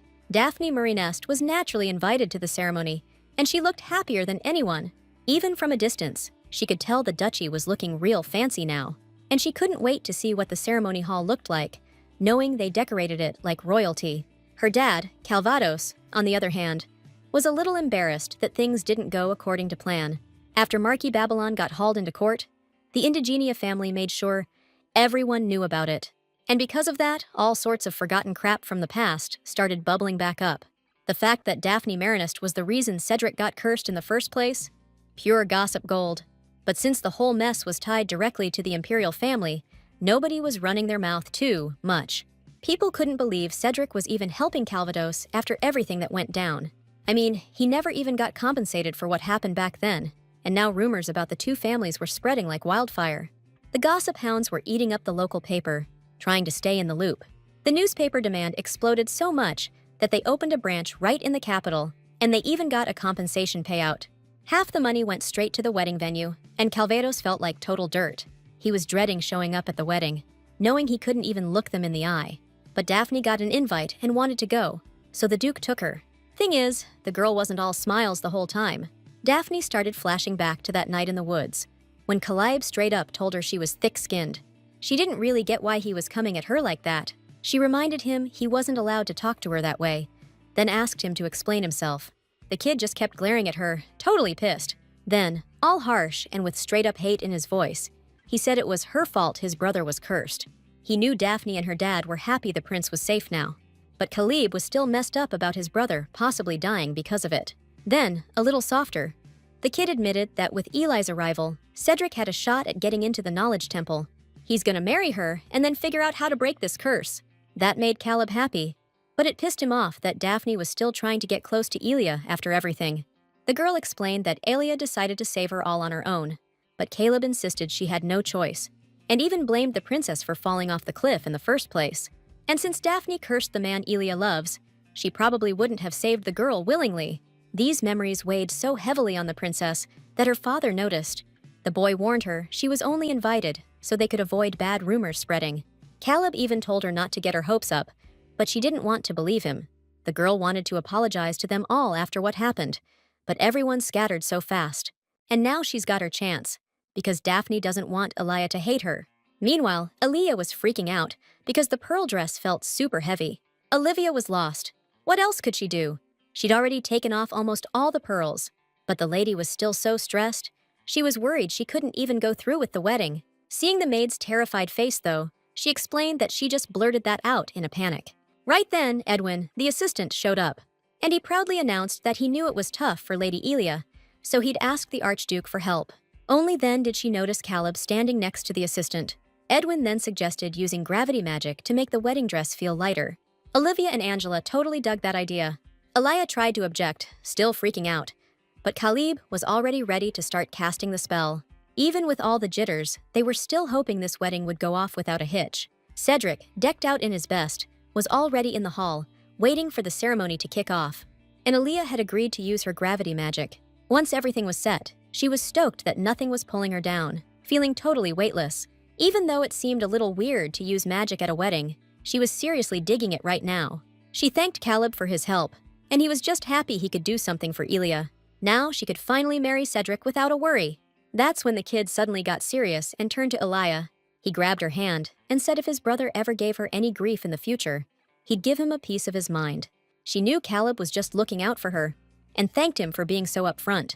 After that, he was stoked that the three of them could live in the Duke's castle forever. Elia got a little antsy about the forever part, but figured he was just talking.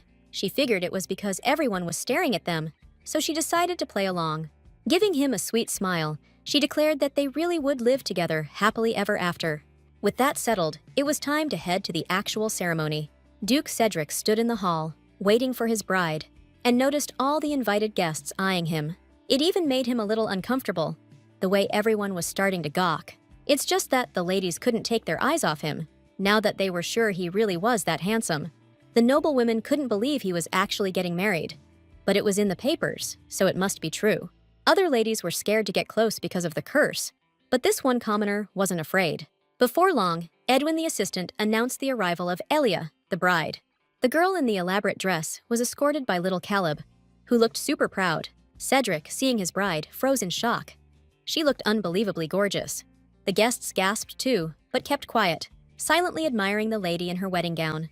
The Duke noticed that she actually looked like a fairy right now, and when she got close to him, he felt a little odd, almost like he was nervous, but Caleb's happy look let him know that everything should go perfectly. Then Cedric drew his bride closer and gazed into her eyes with deep affection. She announced that they were finally getting married and laughed cheerfully. But then she saw the strange look on the groom's face and got worried. Not understanding what could be bothering him, the Duke realized he was spacing out, but snapped back to it and smiled at her. Cedric was grateful for Elia's help, but she had other things on her mind. Once this wedding's over, she can get into the Temple of Knowledge and find her lost memories. That's how she'll break Cedric's curse, and he and his brother can finally live happily.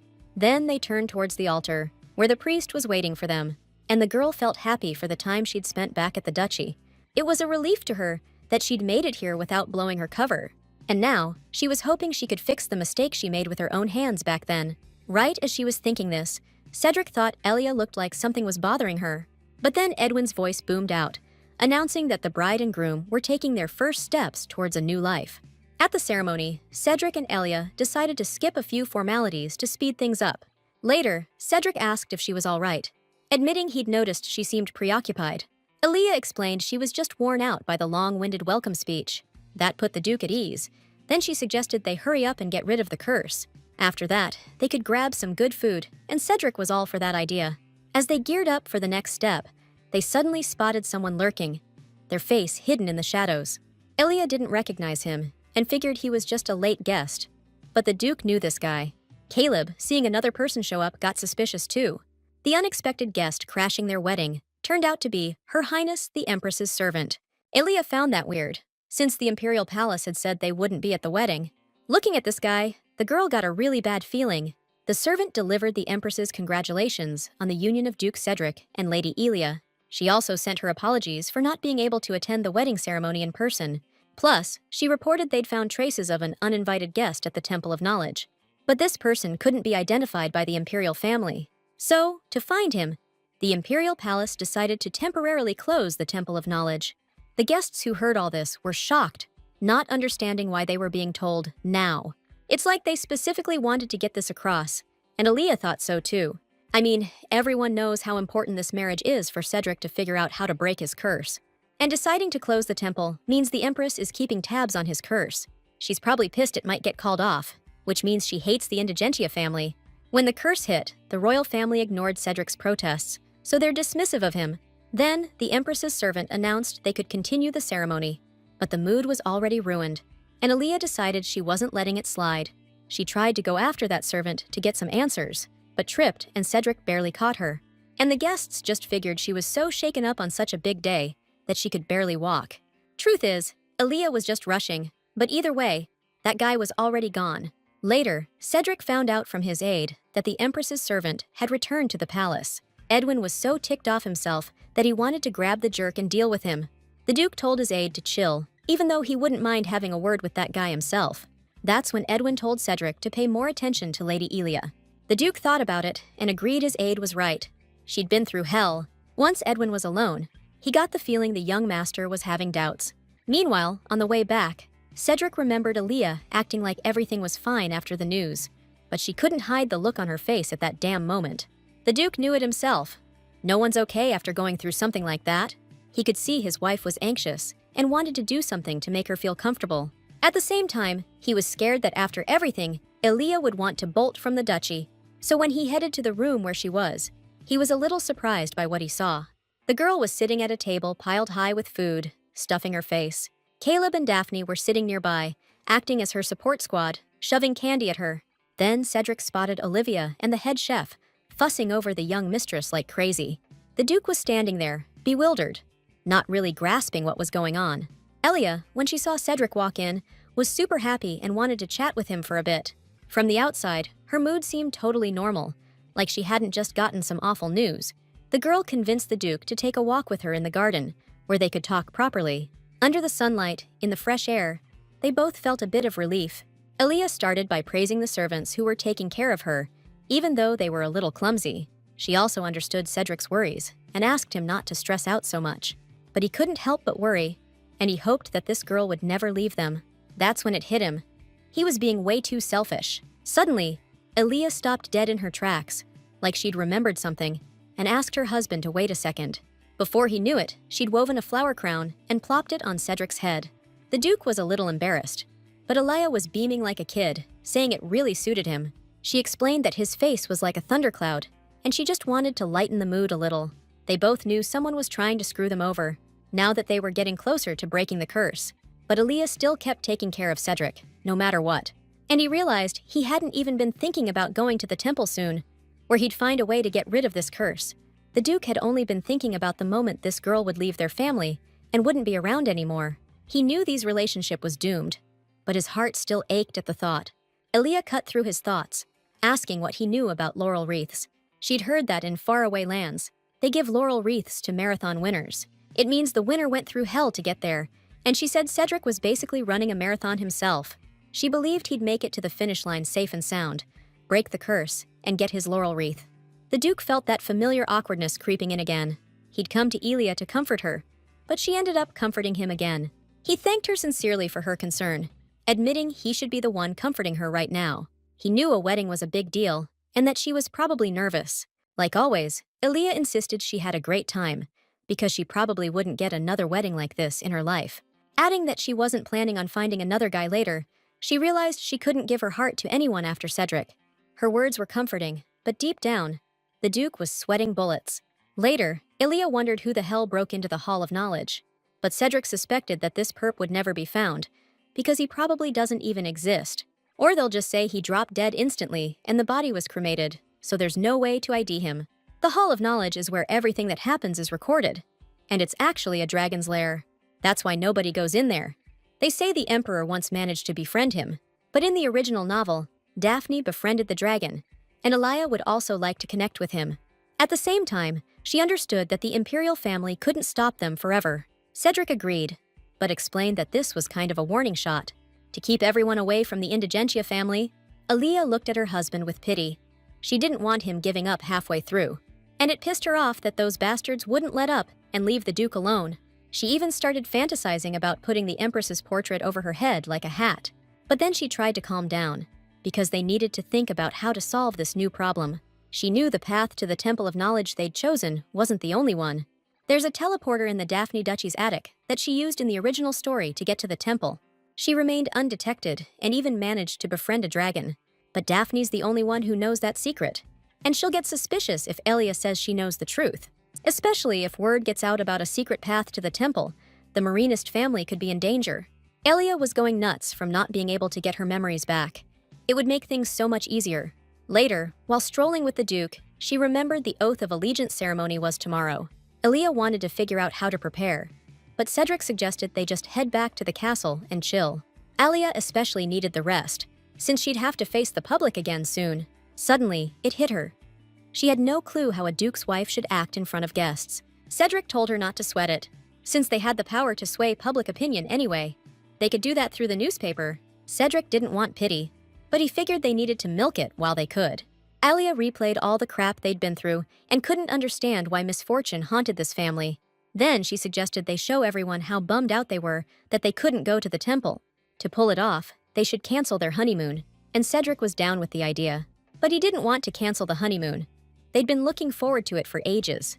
They were supposed to hit this legendary resort, the hottest spot everyone's talking about. Plus, it'll show everyone that Cedric and Elia got married because they're in love. But she thought it wouldn't look right if they went on a trip after what happened. She thought it would be better to show everyone how devastated they were. Elia knew it was a bit of a bummer, but it would be better for the Indigencia family. The Duke didn't rush to answer her suggestion, and it seemed to her that missing the honeymoon really bothered him. Elia thought her decision was right, and now Cedric's mood was making her feel awkward. But he reassured her that everything was fine, and he also thought they should stick to her plan. She was happy he agreed, but didn't buy that he was hyped for the honeymoon. And while she was thinking, Cedric asked her to promise him something. Since they couldn't take their wedding trip right now, Cedric wanted her to go on vacation with him after they hit up the Temple of Knowledge. Basically, they'd be going on their honeymoon a little later. Elia was thrown by this request. She didn't really get why they'd do that, especially since she believed they could lift the Duke's curse after visiting the temple. And if that happened, they'd split up like they planned, so a trip was pointless. Trying to talk Elia into agreeing, Cedric explained that it would make manipulating society easier later on, and it actually sounded pretty solid. Cedric confessed he used to be an orphan, taken in by a noble family. While he was attending classes for successors, he gave up his rights as the legitimate heir. After that, he got cursed. And even though he didn't get any compensation, he accepted his situation. Cedric kept working his butt off so his younger brother could become a great duke. And now, he's finally found his love and married her. And thanks to her, he can get rid of the curse. So if he can just enjoy a honeymoon after lifting the curse with his sweetheart, he can restore his reputation.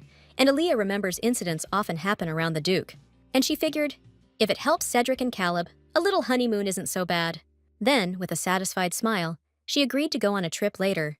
This made Cedric so happy, he even felt like a weight had been lifted off his shoulders. So, Elia was stressing, but the wedding actually went off without a hitch. A bunch of guests bailed early, but the rest stuck around for the evening shindig. Everyone was chowing down and congratulating the happy couple. Later, Caleb comes up to Elia and asks if she's dog-tired after the whole day. She thanked him for asking and said she actually managed to chill out. But the kid wasn't ready to leave her alone, because he had something else to say. He was kind of fidgety, didn't know how to start, and Aaliyah started to worry about the little duke. Then he just blurts out, he's gonna go crash, and he'll tell her what's up later.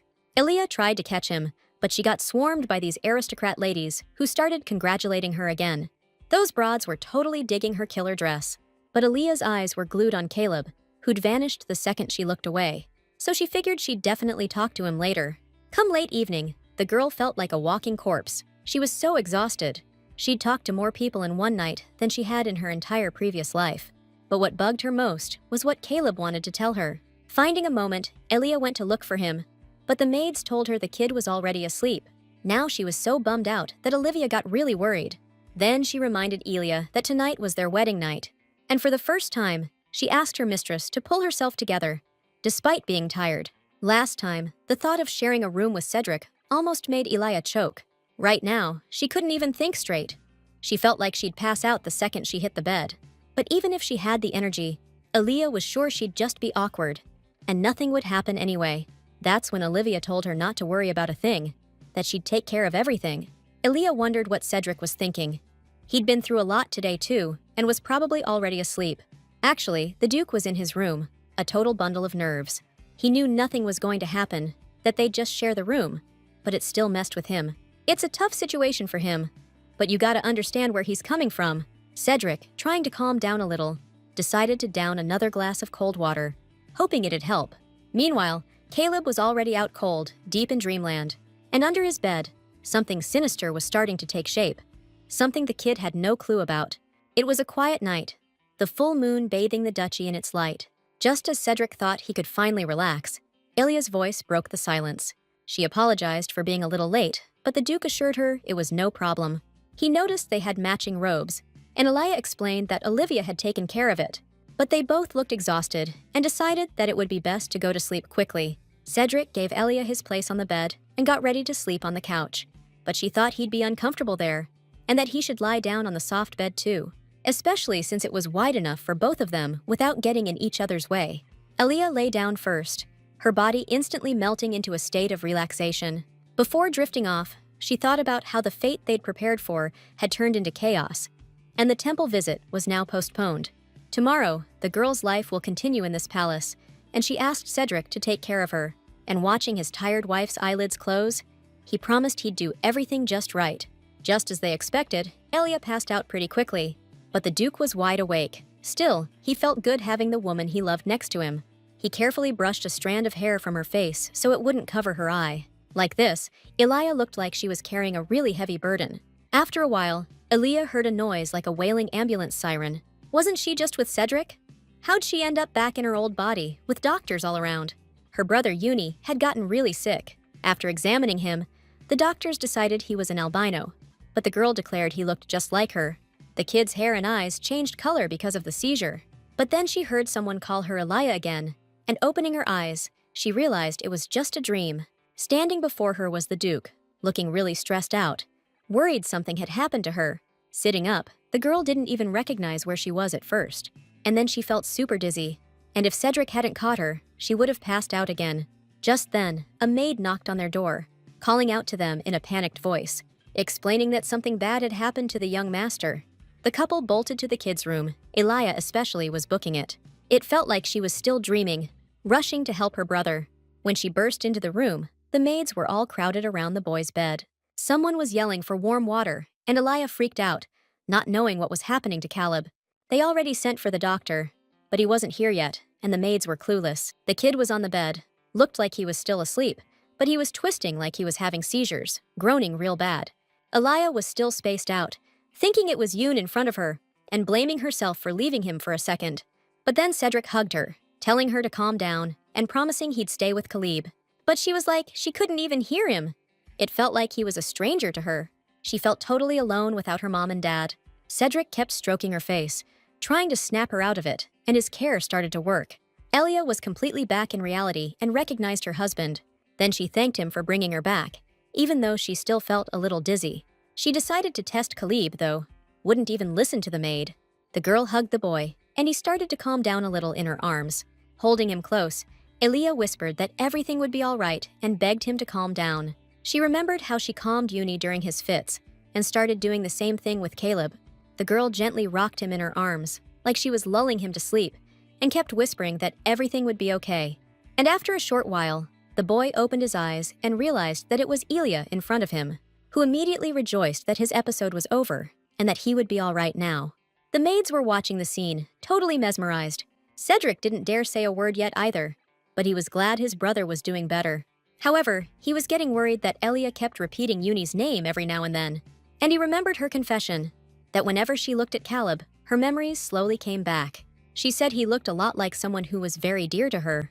Now, Cedric figured that the person Elia was talking about was named Uni, and while they were all focused on Caleb's problem, nobody noticed something creepy hanging from the ceiling.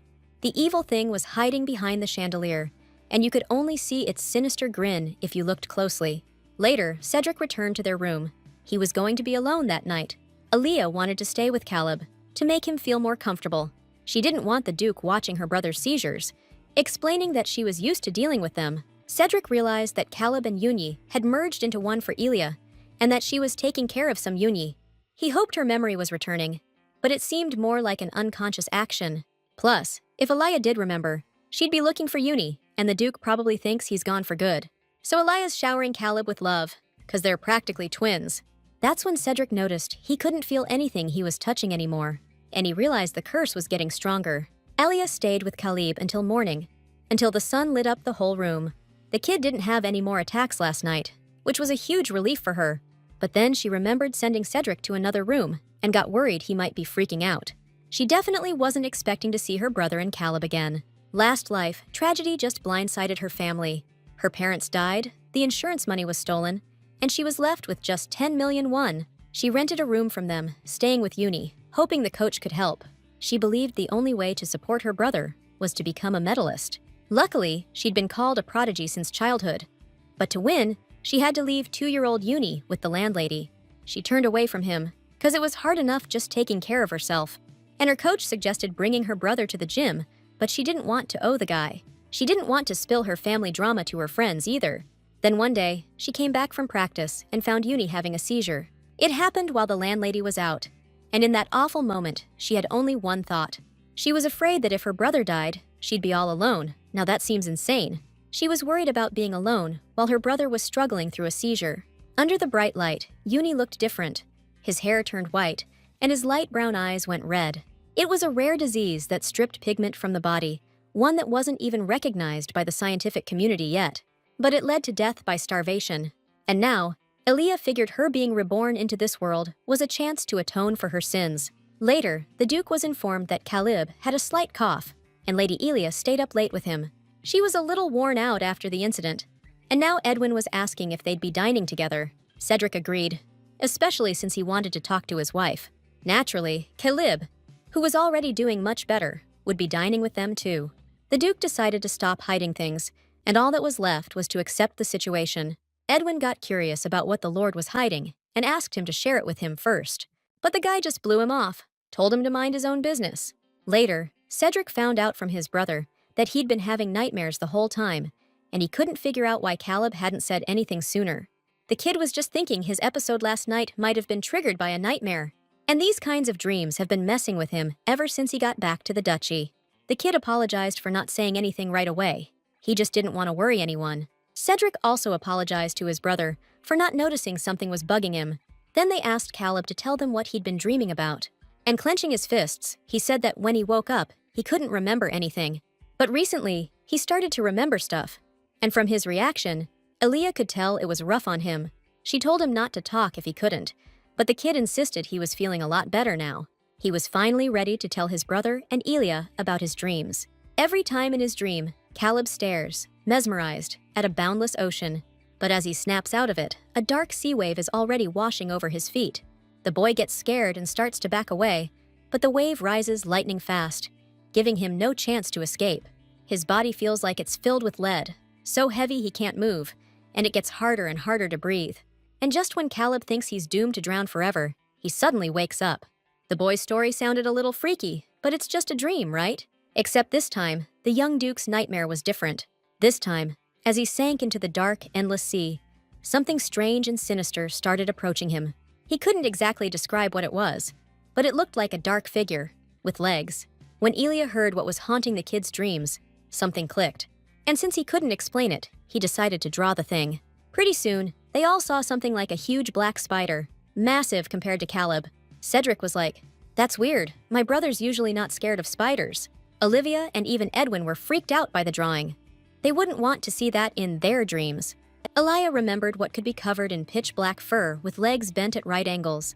That's when Caleb admitted the creature wasn't trying to hurt him, just coming at him, all menacing. Still, he didn't get why he kept having these nightmares. His brother gave him props for being brave enough to spill the beans, knowing it was tough to remember. Aaliyah chimed in, giving him a pep talk, saying he was awesome for facing his fear and telling them everything. She always thought he was one brave kid. That's when he looked right at her, real serious, and asked if he could call her sis. Aaliyah thought it was weird. Up till now, he'd called her by her name, but he is the future Duke, after all.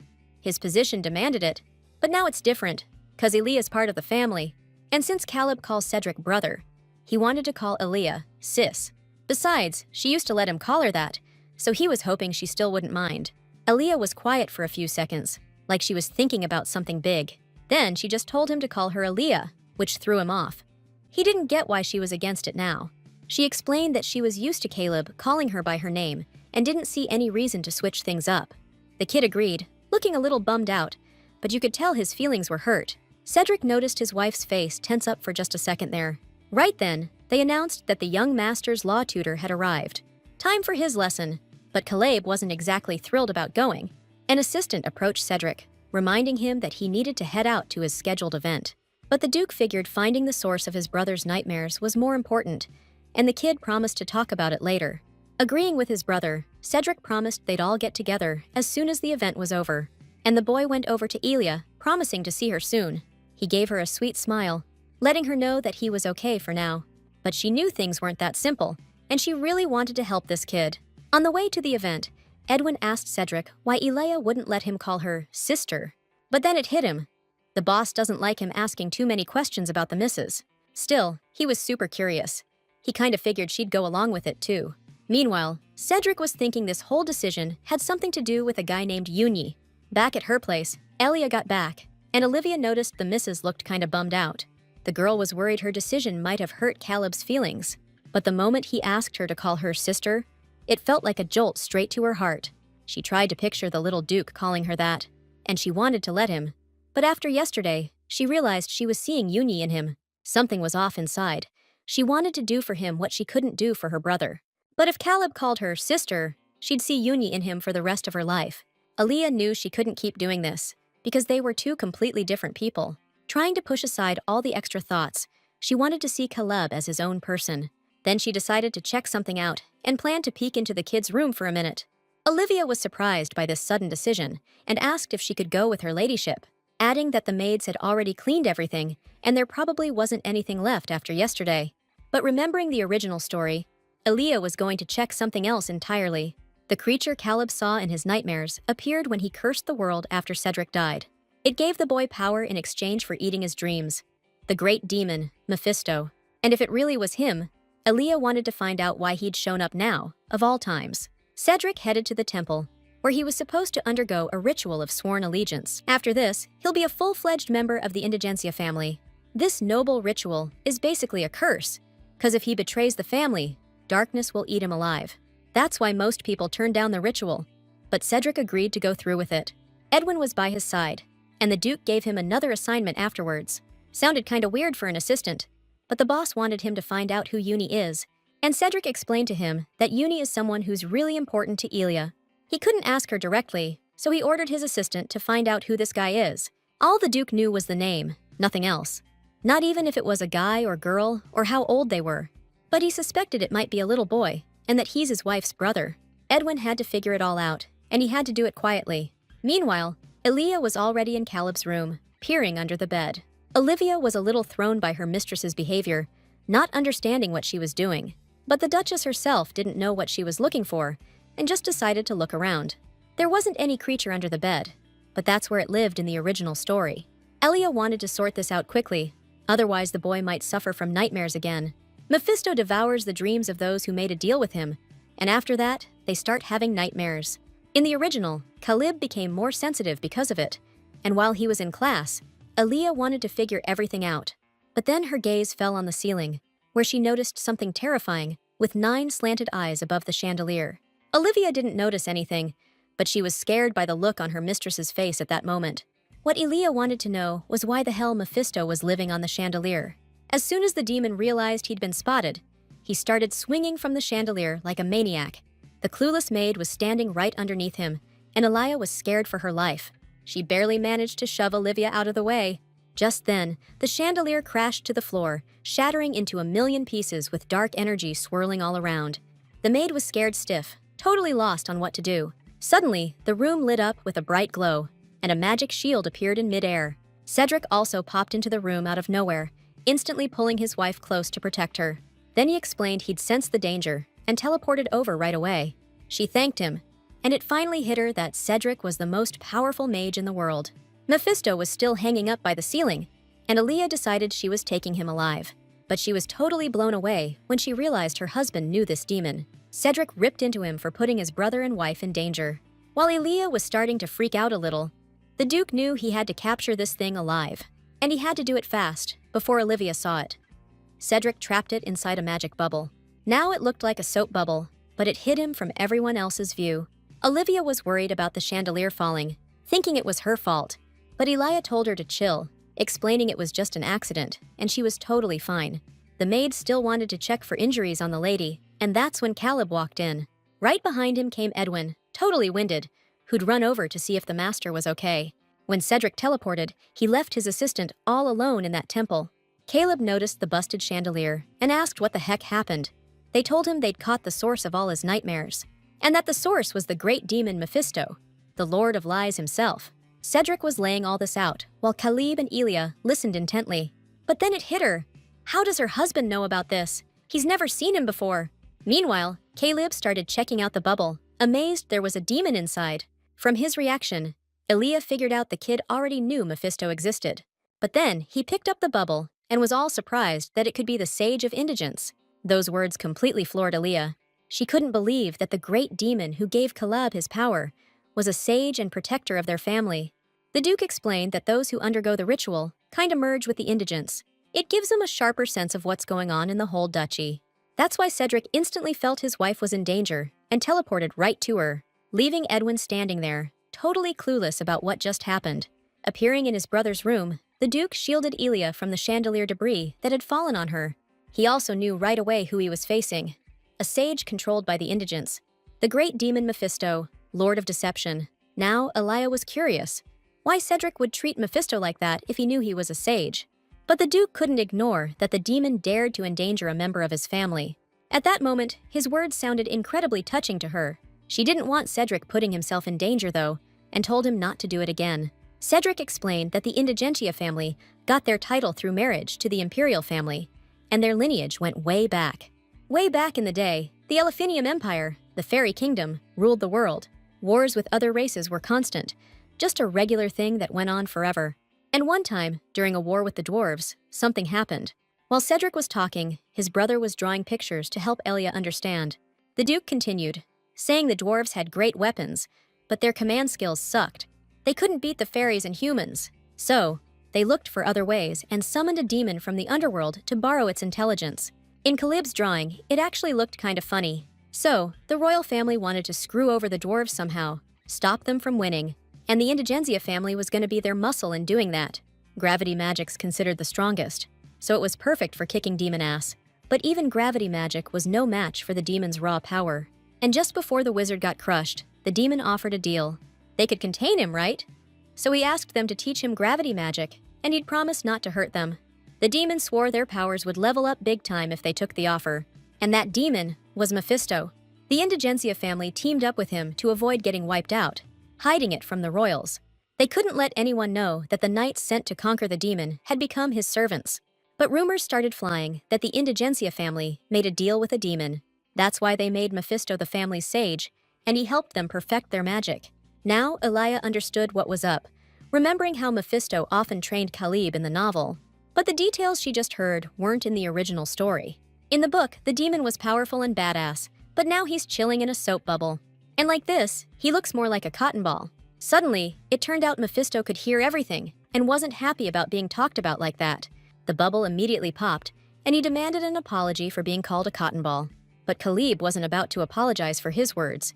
He was the one who called him that, and explained that even though Mephisto was a sage, he still created problems for the future Archduke. The demon just shriveled up like a scared kitten and admitted he was just super hungry. Deciding to step in, Elia explained that the sage should have talked to the kid first. The demon didn't like some woman talking down to him like that, but Cedric immediately shut him up. She's his wife, after all. Still, Mephisto was pissed that some people were ordering around him. A nine-eyed sage. Elia remembered that, in the original stories, the number 9 was considered the greatest. It was also tied to the fact that there could only be 9 magic circles. That's why Mephisto was bragging, since demons naturally have one eye for each circle. Even so, Elia didn't appreciate this creature talking to her with that attitude. She glared at him like some kid who just screwed up.